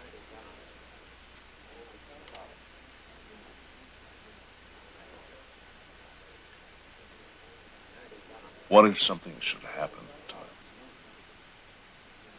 An accident, for instance. I don't want to hear talk like that. We'll bring Bromley back into the case, and I'd still have a chance.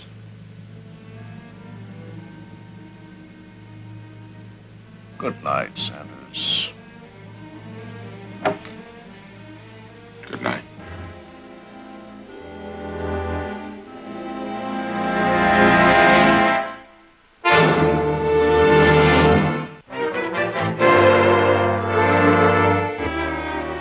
How about some coffee? Ah, that's what I need.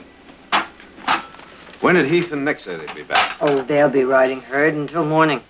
I thought it was kind of quiet around here. Mrs. Barkley.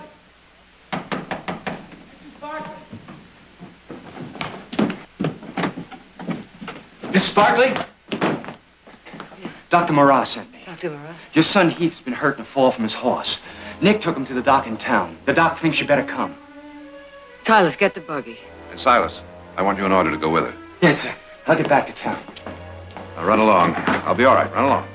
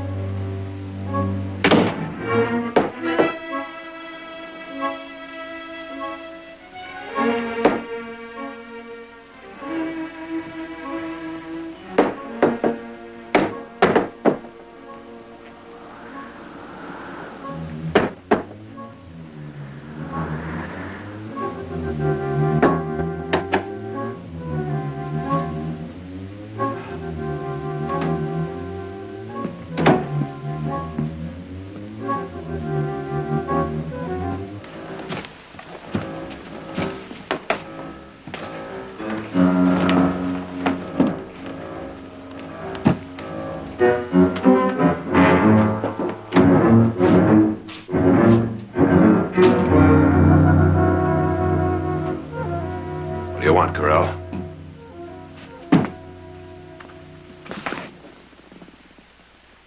Come on, I know it's you. You're the only man in town that wears those fancy Mexican spurs. Isn't that Mason with you? I can smell that cheap pomade a mile away. And where you have Mason and Corral, you usually have Cunningham. Isn't that right? That's right, Barkley. So Heath wasn't hurt after all. Just a ruse to get me alone. You thought you had the rope around my throat, Barkley. You'll never get away with this. That's possible. It's also possible that I can. If you're not in court on Monday morning, Bromley takes over. Bromley can't help you now. He can if he agrees to a mistrial. And I think he can be persuaded that such a motion is in order. Stand up. He said, get up.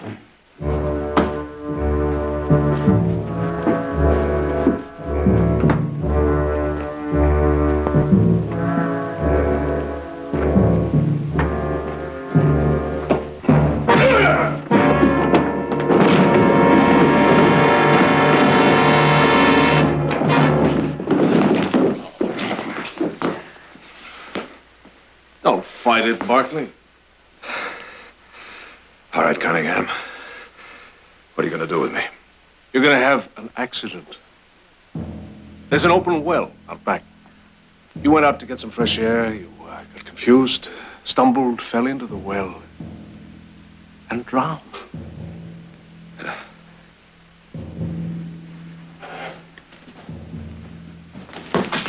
Take a look outside.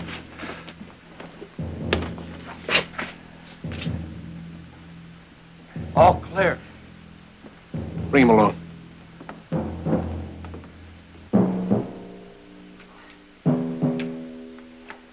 All right, Barkley. Let's go.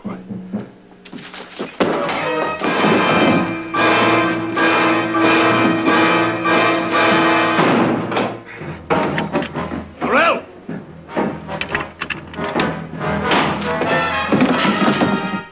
Corral?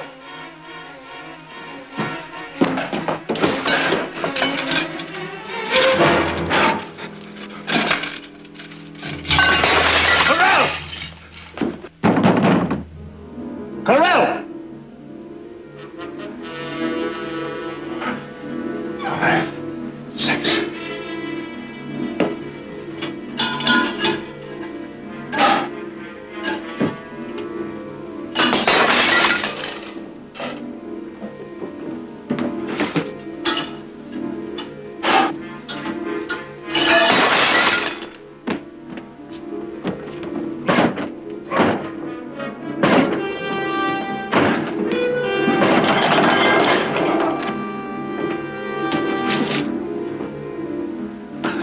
Let's try a window.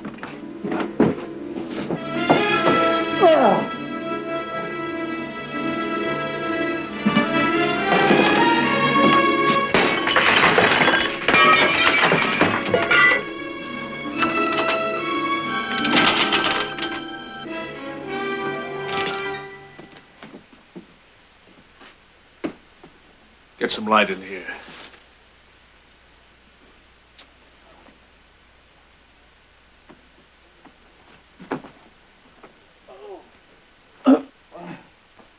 Well? Where is he? Where is he? I don't know. He busted the lamp. You look upstairs, I'll check the kitchen.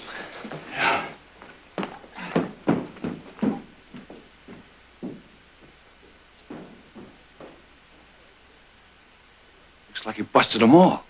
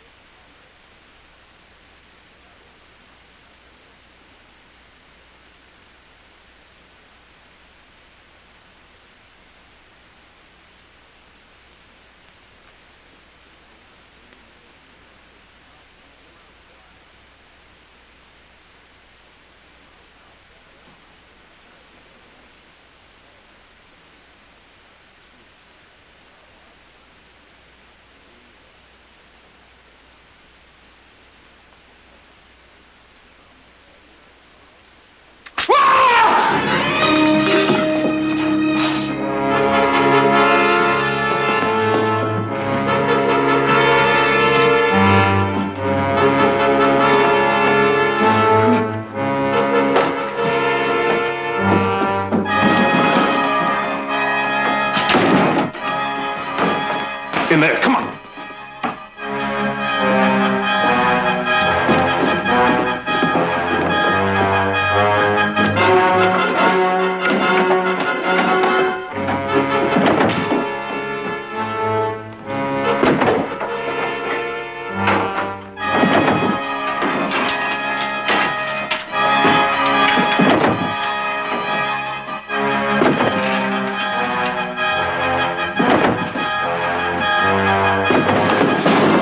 Barclay!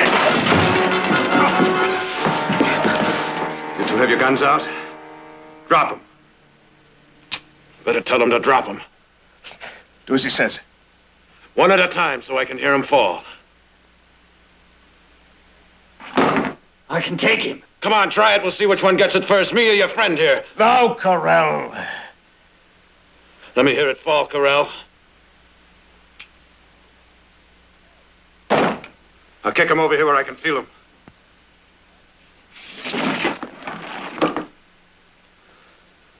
All right. Now you two get out of here. You get on your horses and let me hear you ride just as fast as you can. Do as he says.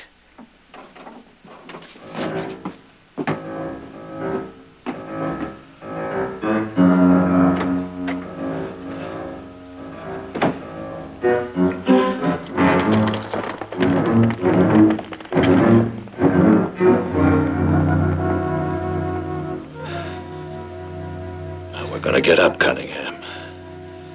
Nice and easy.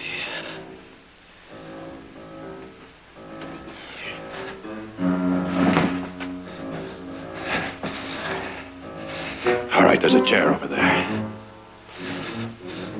Walk to it, nice and easy. You're gonna sit in that with this gun in your head until somebody comes to take you off my hands.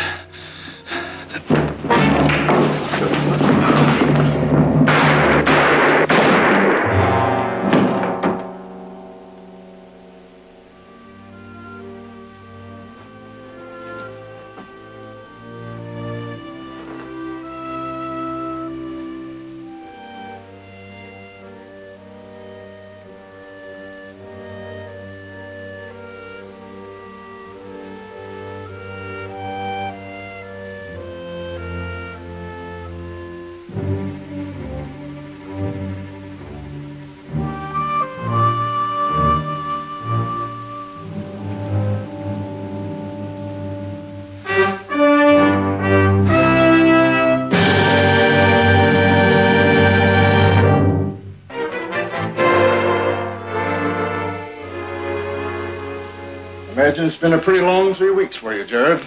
The longest of my life, Doctor. Now let's get on with the work. Try these first 3 lines. Are those letters still blurred for you? Huh?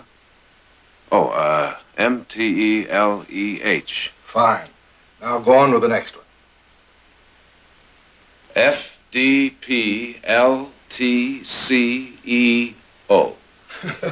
Pretty good, even though you did get a little ahead of it. But, Doctor, that's not... Not the second line, no. It's even better. F-D-P... Oh, Jared. Oh, Jared. Oh. There's no doubt about it, Jared. You're as good as new. You're very fortunate that there wasn't any damage to the optic nerve. Thank you, Doctor. Thanks for everything. Well, we got some fences to mend. Yeah, we're very glad for you, Jared. Right now, we got to get to work. Hold it a minute, Nick. What? Could you boys use a little help? Well, how do we sure could. Well, I'm your man. You're not serious.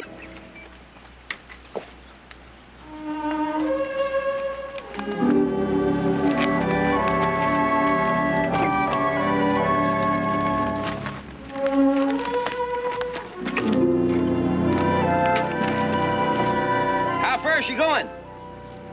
Just as far as that'll take her.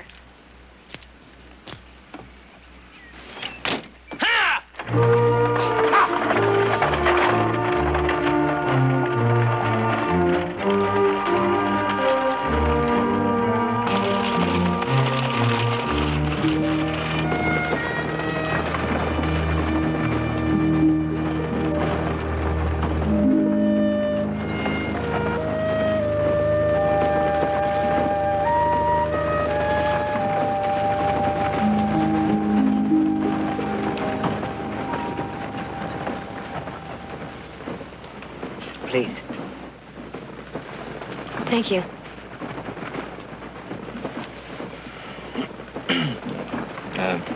Would you like some water? I'm all right.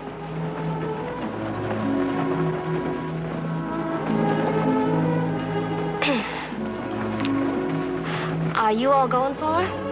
Just to Tucson. A horse auction. My daughter is quite a horsewoman.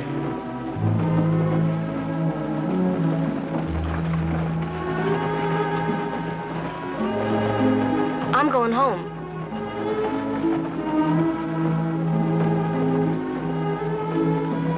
I am going home.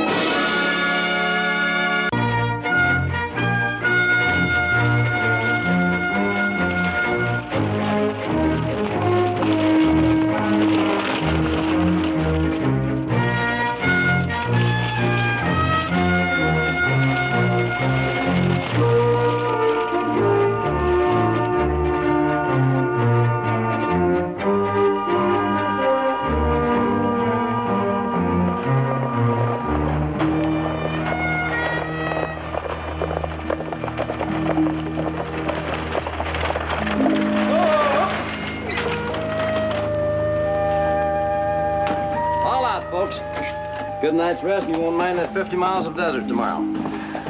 I guarantee you'll get a good night's rest in this town. Mr. Barkley.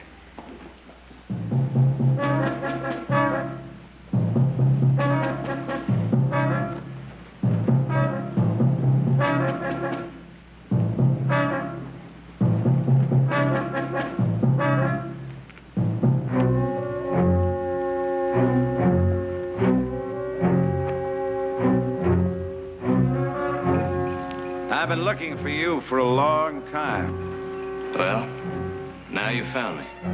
You always were a little too sure of yourself, Heath.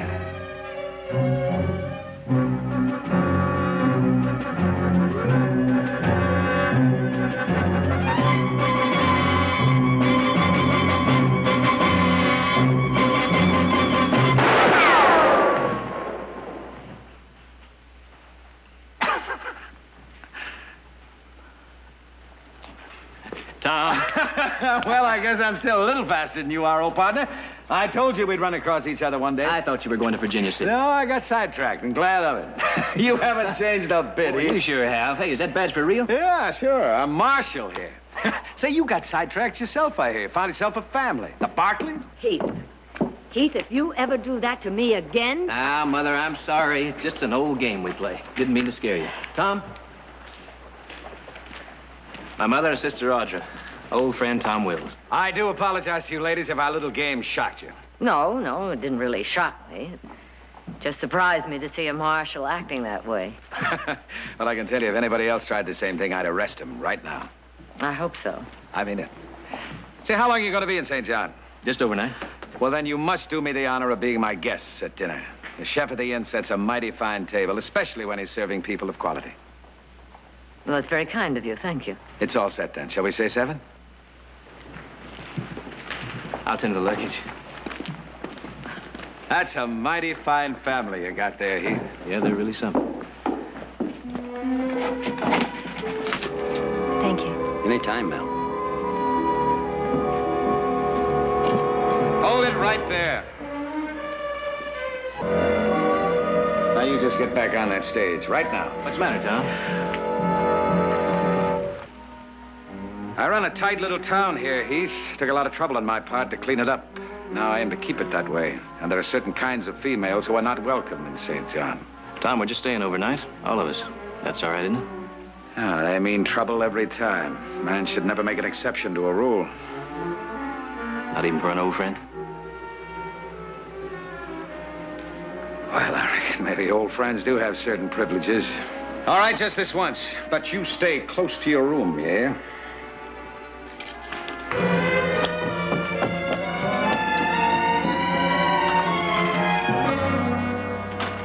That kind of woman is trouble, boy.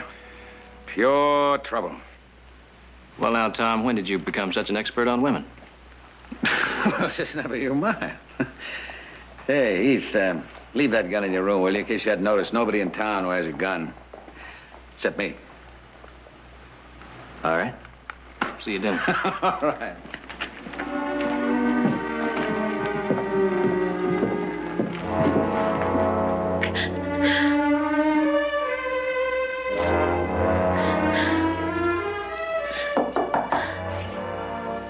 Who is it? Room service, your luggage, ma'am. It's you. Just put it over there, please. J for Jezebel. Well, they got it wrong. Should be S for Sally. Thank you. And for what you did downstairs, I don't know how to... Well, I'm sure anybody else would have done the same thing. Would they? If you need anything, our rooms are just down the hall.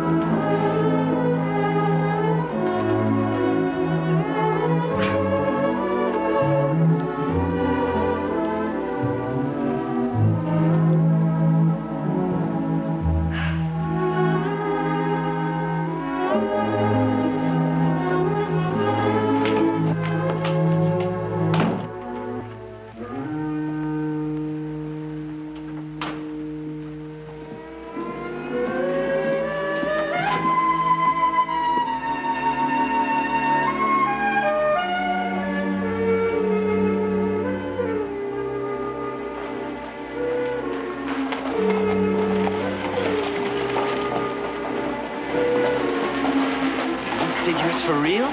Woo-wee. Not Mr. Willstown, it ain't. I never seen no mirage like that before. Wonder where she come from. I heard we was getting a new schoolmarm one of these days. Hey, if that's her, I just may go back and finish up my learning. Well, go on then. Let's see old Romeo in action. I got 25 cents here. Says you ain't even got nerve enough to say boo to that female.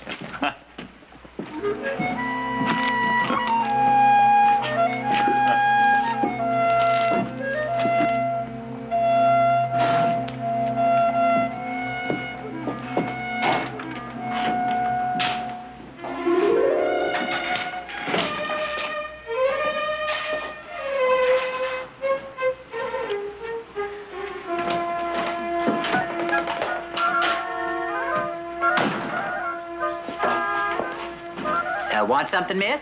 Yes, I'd like a dress. Well, I don't believe I stock anything you'd be interested in. No, I want something simple like this one. Well, help yourself, Lou. Licorice in the jar, they're like usual. I come for chewing tobacco. Since when, I'd like to know? Since right now.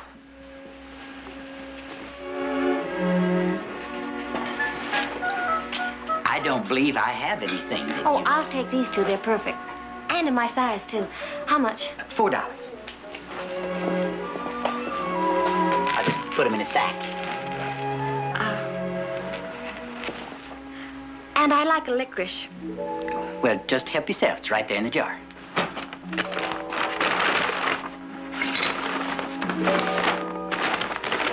$4 and 1 cent for the licorice.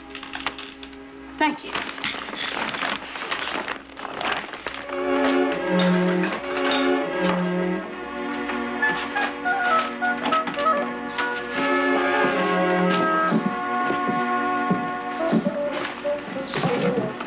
Chew? Yes, ma'am. Thank you kindly, ma'am. Your name's Lou. Short for Louis, actually. Hey, that's a nice name. Mine's Sally. I told you to stay in your room. I have a right to do what I want. No, you don't. That's the way it always starts. One of your kind comes in, starts parading her wares up and down. I was out shopping. Is there a rule? Mr. Wills, stop! Now go to your room. Mr. Wills, please! Stand up against the law, will you?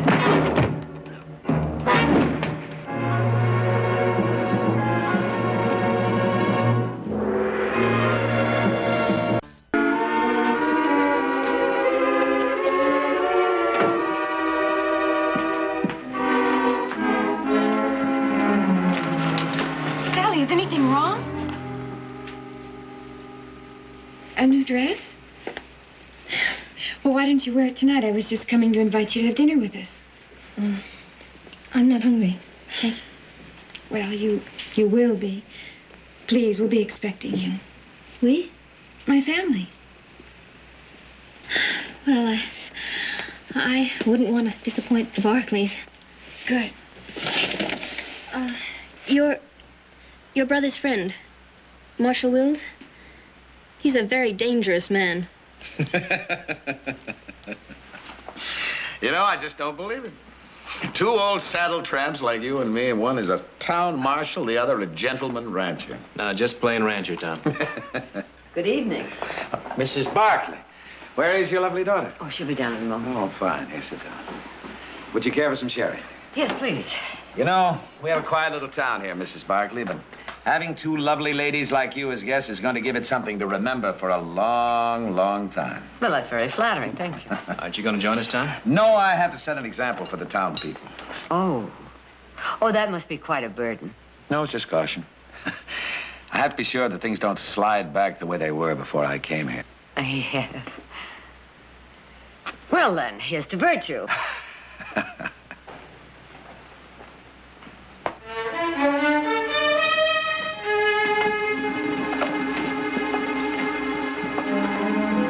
I invited Sally to join us, Mr. Wills. I hope you don't mind. No. Isn't Sally's new dress pretty? Very pretty indeed. Sit down, Tom. Look, I hope you'll excuse me. I just remembered something I have to do. Meet me in my office later. We'll discuss old times.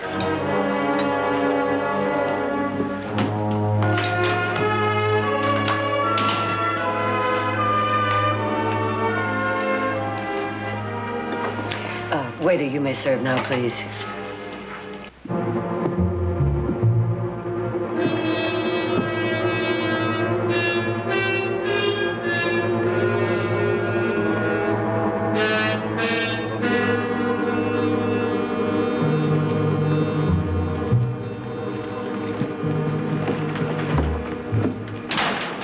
Tom? Hey.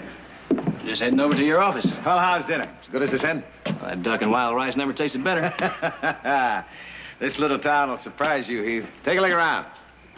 What do you see? Well, a mighty peaceful town, Tom. Yeah.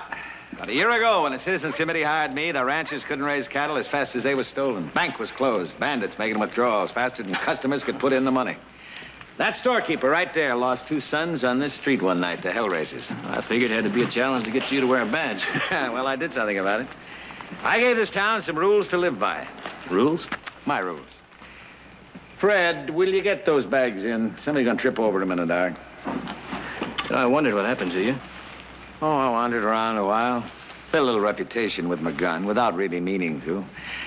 And then one day I rode into St. John. Found a home? Pond. Big fish in a little pond here. That's the way I like it. Come here, I want to show you something. See that little house there? It's not bad diggings for your old trail partner, eh? Sure beats a blanket on the cold ground. Yeah, it was given to me by the townspeople in appreciation. Very nice. Come on, I'll buy a drink.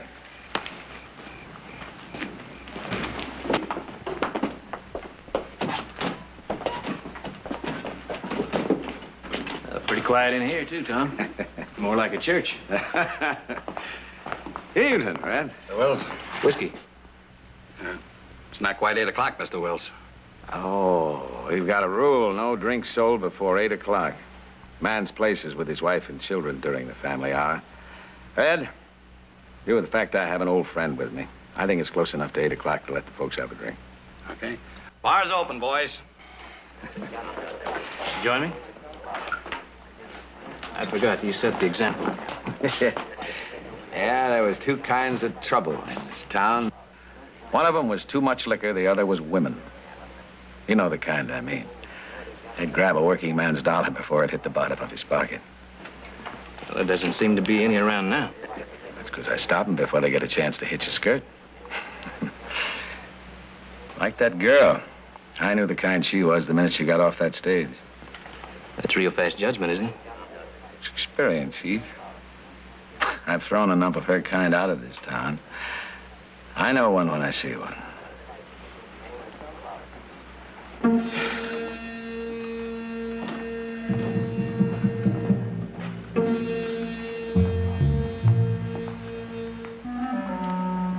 What is it, boy? The doc wants to see you, Mr. Wills. About what? Lou Farrell. See how it is? Enjoy a drink. I'll be right back.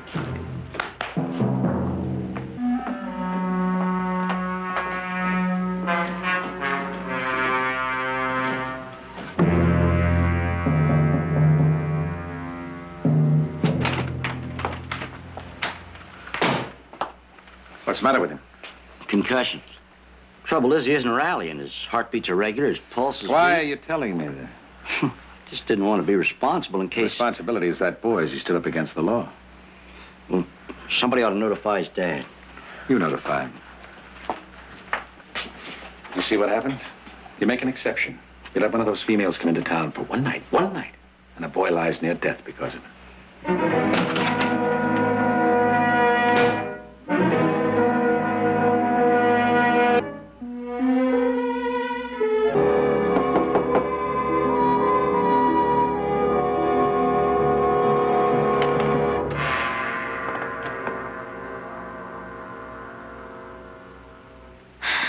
Would you get out of my room?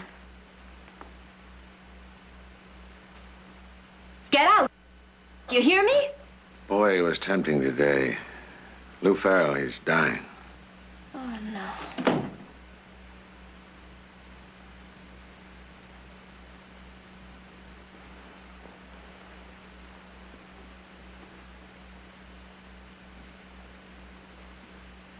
That the perfume you were tempting him with? Get out of here! Yeah, maybe I was all wrong about you. Where'd you say you come from? Red Rock. Red Rock. I know Red Rock pretty well.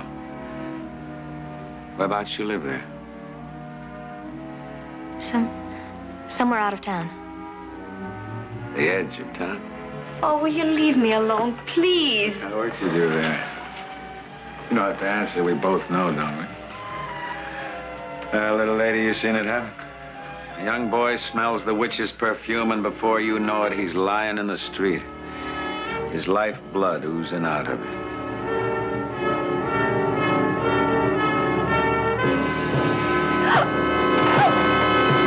I'm not sure if this is a threat.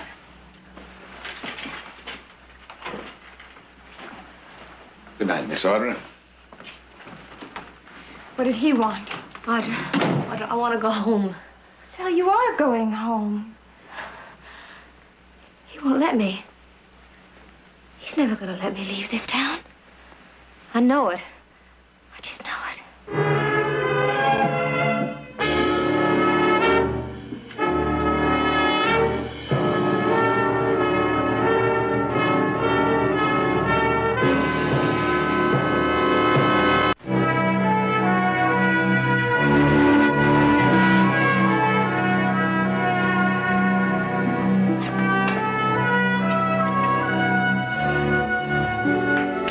Shot. Tell him. Afraid one of these days, though, he's going to make me get rid of this pool table. Wills? Yeah, he doesn't care for pool much. Says it's the devil's game. Oh, I don't see how anybody can get in any trouble playing a little pool. Unless he cheats. Well, you know Mr. Wills. I thought I did. Should have seen this place before he got here. So much business you couldn't get through the front door. Then he started to make up his rules. No drinks served before 8 o'clock. 3-drink limit to a customer. No drinks served after 11. Well, you heard him. Man should be with his wife and kids. What if he hasn't got a wife and kids? Well, if he's going to live in this town, I guess he just better get some. Town all tucked in? All tucked. Let's sit down. Now, that stage leaves mighty early in the morning, Tom. Besides, I've had my 3-drink limit. Times have changed, haven't they? They've changed. Meaning me, too. You've changed too, Tom. Oh, you're wrong, boy. I was always this way. Just never had the opportunity.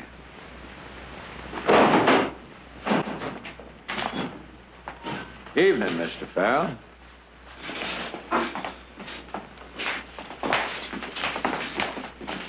I just saw my boy, Marshal. I understand the doc's doing all he can for him. You did all you could for him, too. Didn't you, Marshal? You've got something to say. Spit it out so I can understand it. My boy's dying because of you. A man has a right to stand up for his own blood. You aim to do it with that shotgun, huh?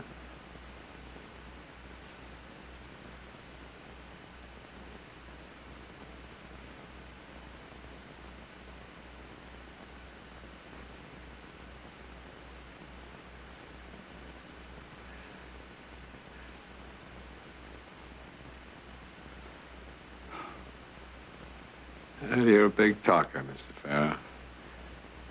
Big talkers don't pull triggers, and they never find their backbone. Come on, Amos. Now get up. Come on. Come on. Here's your gun. You ought to know better, Amos, than to bring a gun into town. Now, you get home before you get into real trouble. Come on. Go.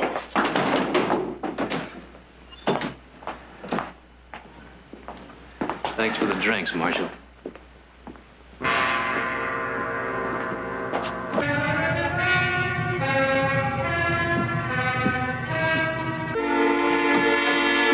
Come in, Heath. What's going on? Your friend, Mr. Wills, paid Sally a social visit tonight. Oh, all right. Sally talked to a boy this afternoon while she was shopping. And the marshal beat him because he talked to me. So that's it. Do you know how he is? Is he all right? Not good, I'm afraid. He's just a boy. Just a nice boy. I guess it was my fault for talking to him, but his friends put him up to it, and I didn't want to let him down in front of them, And your friend objected to that. Heath, I want to see him. Do you know where he is? At the doctor's office. Please, would you take me to see him?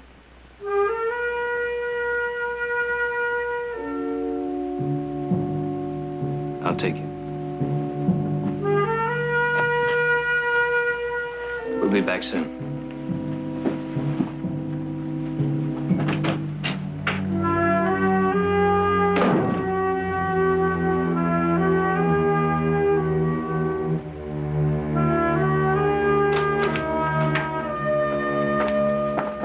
The boy. He's still unconscious. How's his chances, Doc? No way of predicting. He's gonna die, isn't he? My boy. Mr. Farrell, why don't you go home? He's gonna die. Wife doesn't know yet, does she? Somebody ought to tell her, hadn't they? Yeah. Gotta tell her. Our boy's gonna die. And there's nothing I can do about it.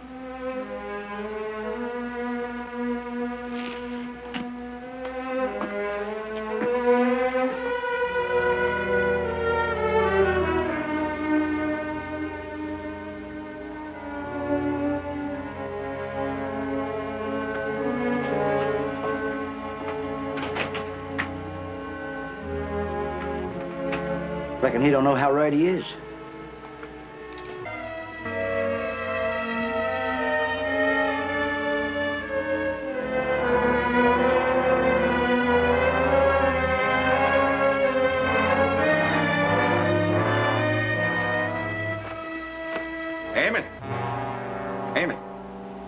Over here. Here. It's me, Amos. It's me, old man. You. Still got that shotgun, Amos? Why don't you use it, Amos? Huh?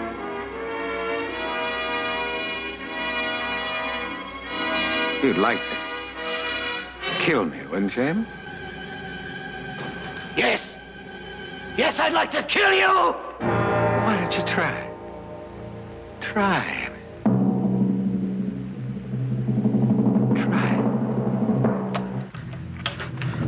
Farrell, no!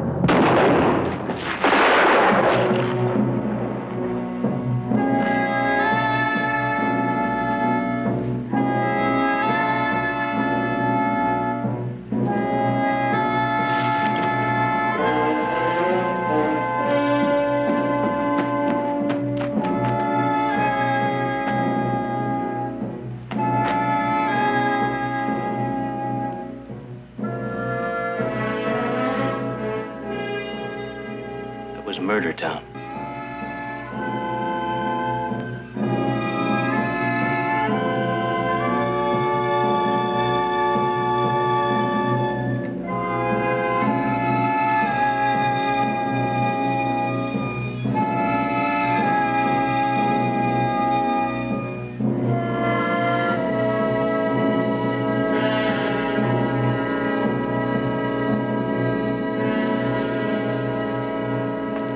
Come on, son. Pete! I told you to leave that gun in your room. Next time, do it.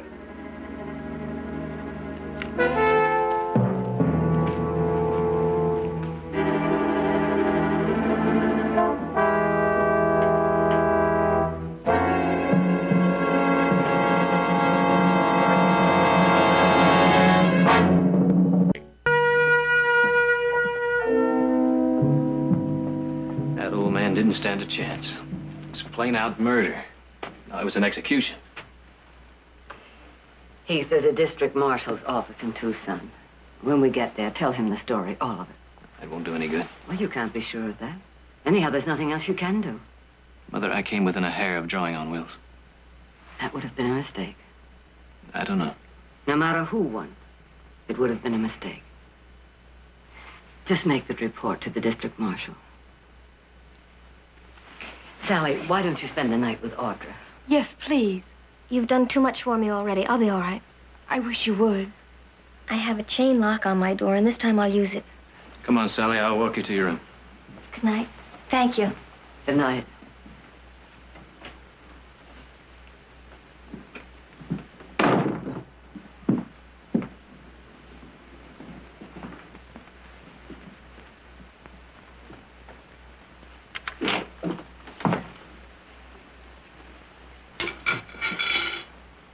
See? No boogeyman.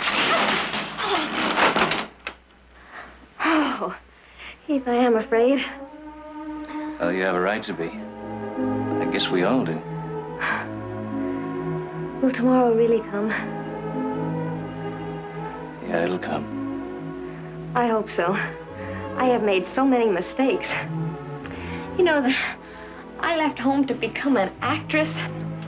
Can you imagine that? That old, old story, and I believed every word of it. Now, you said you weren't going to remember anything before tonight.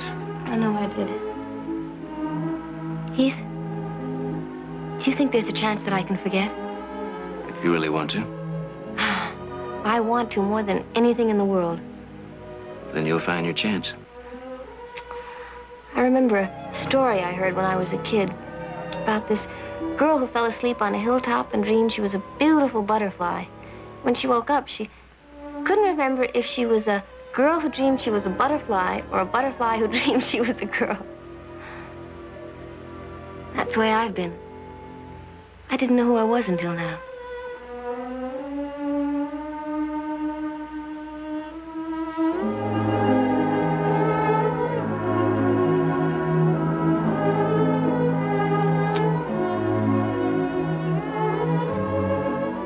Miss Butterfly, if you'll lock your door, I'll wait outside until I hear that chain slide into place.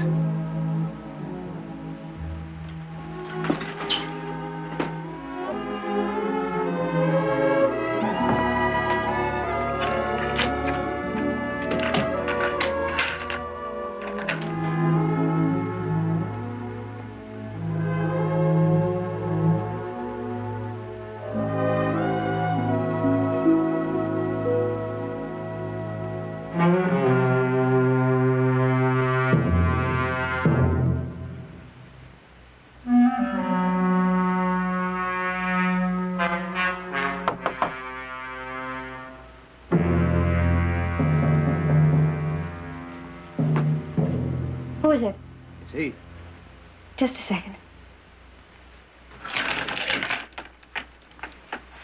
You're spending the rest of the night with Audrey. You get your things together. No argument.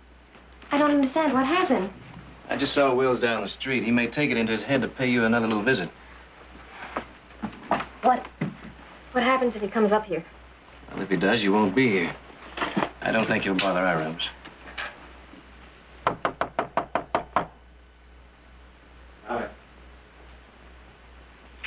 Sally? Who is it? Tom Wills. Open up. Please. Sally, there's no need to be frightened. I've been thinking, and I haven't been fair to you. I thought if you and I could have a little talk. Look, don't you understand? I'm just not interested. Sally, you can't go on like this. This is no life for you, being chased from one town after another. Now, this town is different. What I say goes here. Do you understand? One word from me and nothing would be too good for you. Come on now, please. Let me in. Please.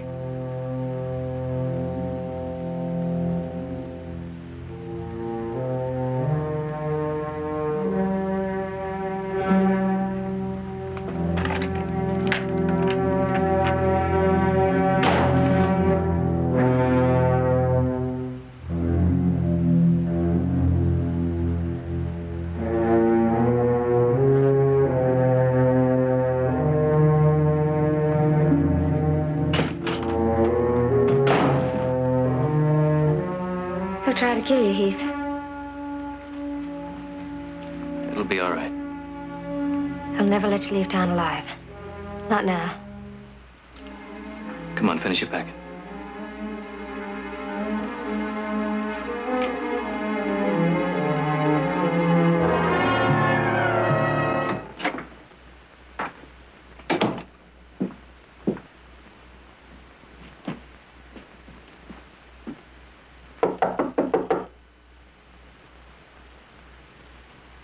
Sally?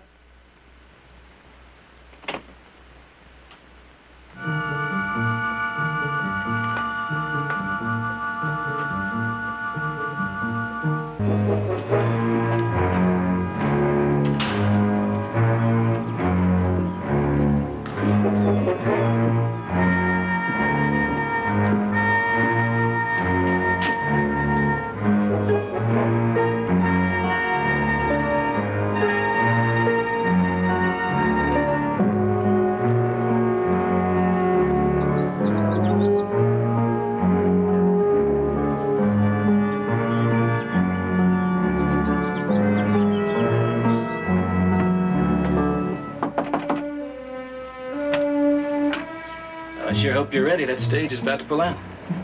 I talked to the doctor this morning, and he said that Lou Farrell was going to live, so I guess that means everything's going to be all right. So...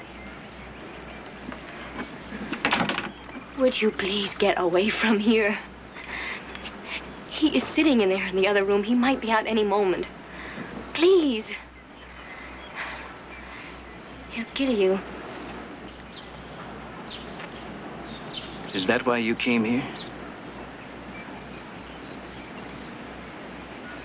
Is it? Please. Sally, listen to me. Tomorrow's due come, and yours is here right now, this minute. And your way home isn't through this house.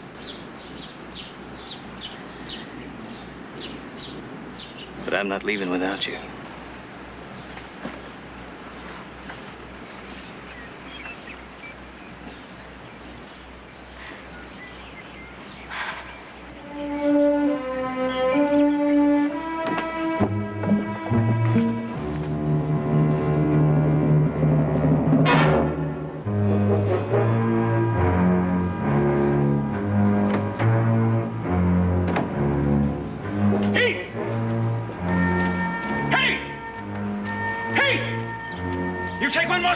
Shoot you in the back. How do you want it, boy?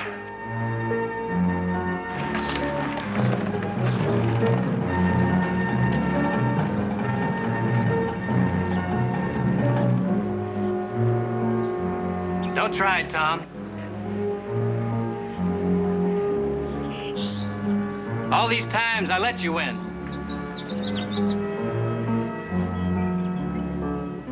Understand? I let you win.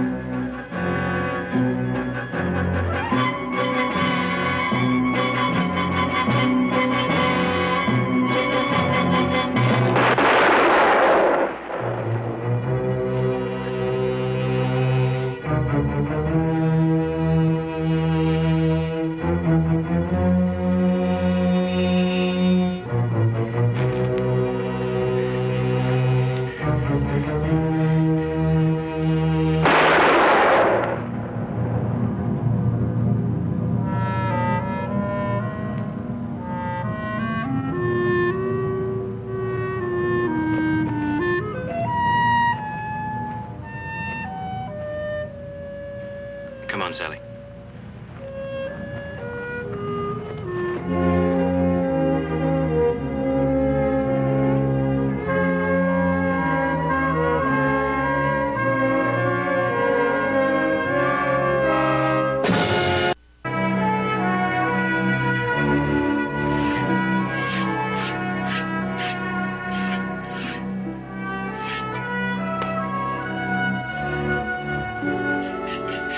Isn't he something?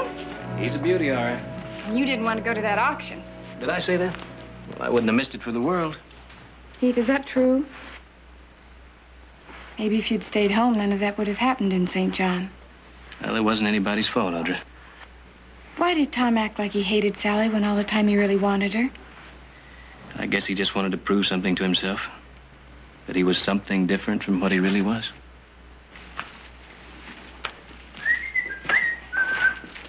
Oh, that sure does smell pretty.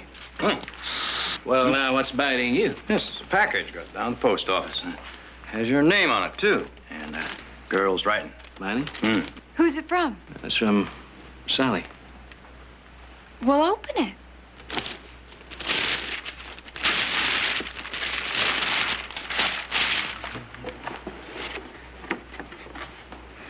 It's got a letter in it.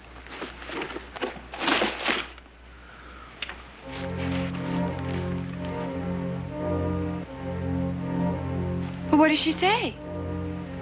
Dear Heath, I am home at last. Really home. Father is suffering through my efforts at cooking, so it's only fair that you suffer through my first effort at knitting. When are you coming for a visit? Affectionately, Sally. Affectionately?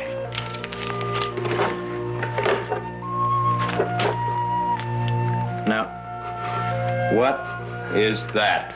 Well, it's a muffler. And what are you going to do with it?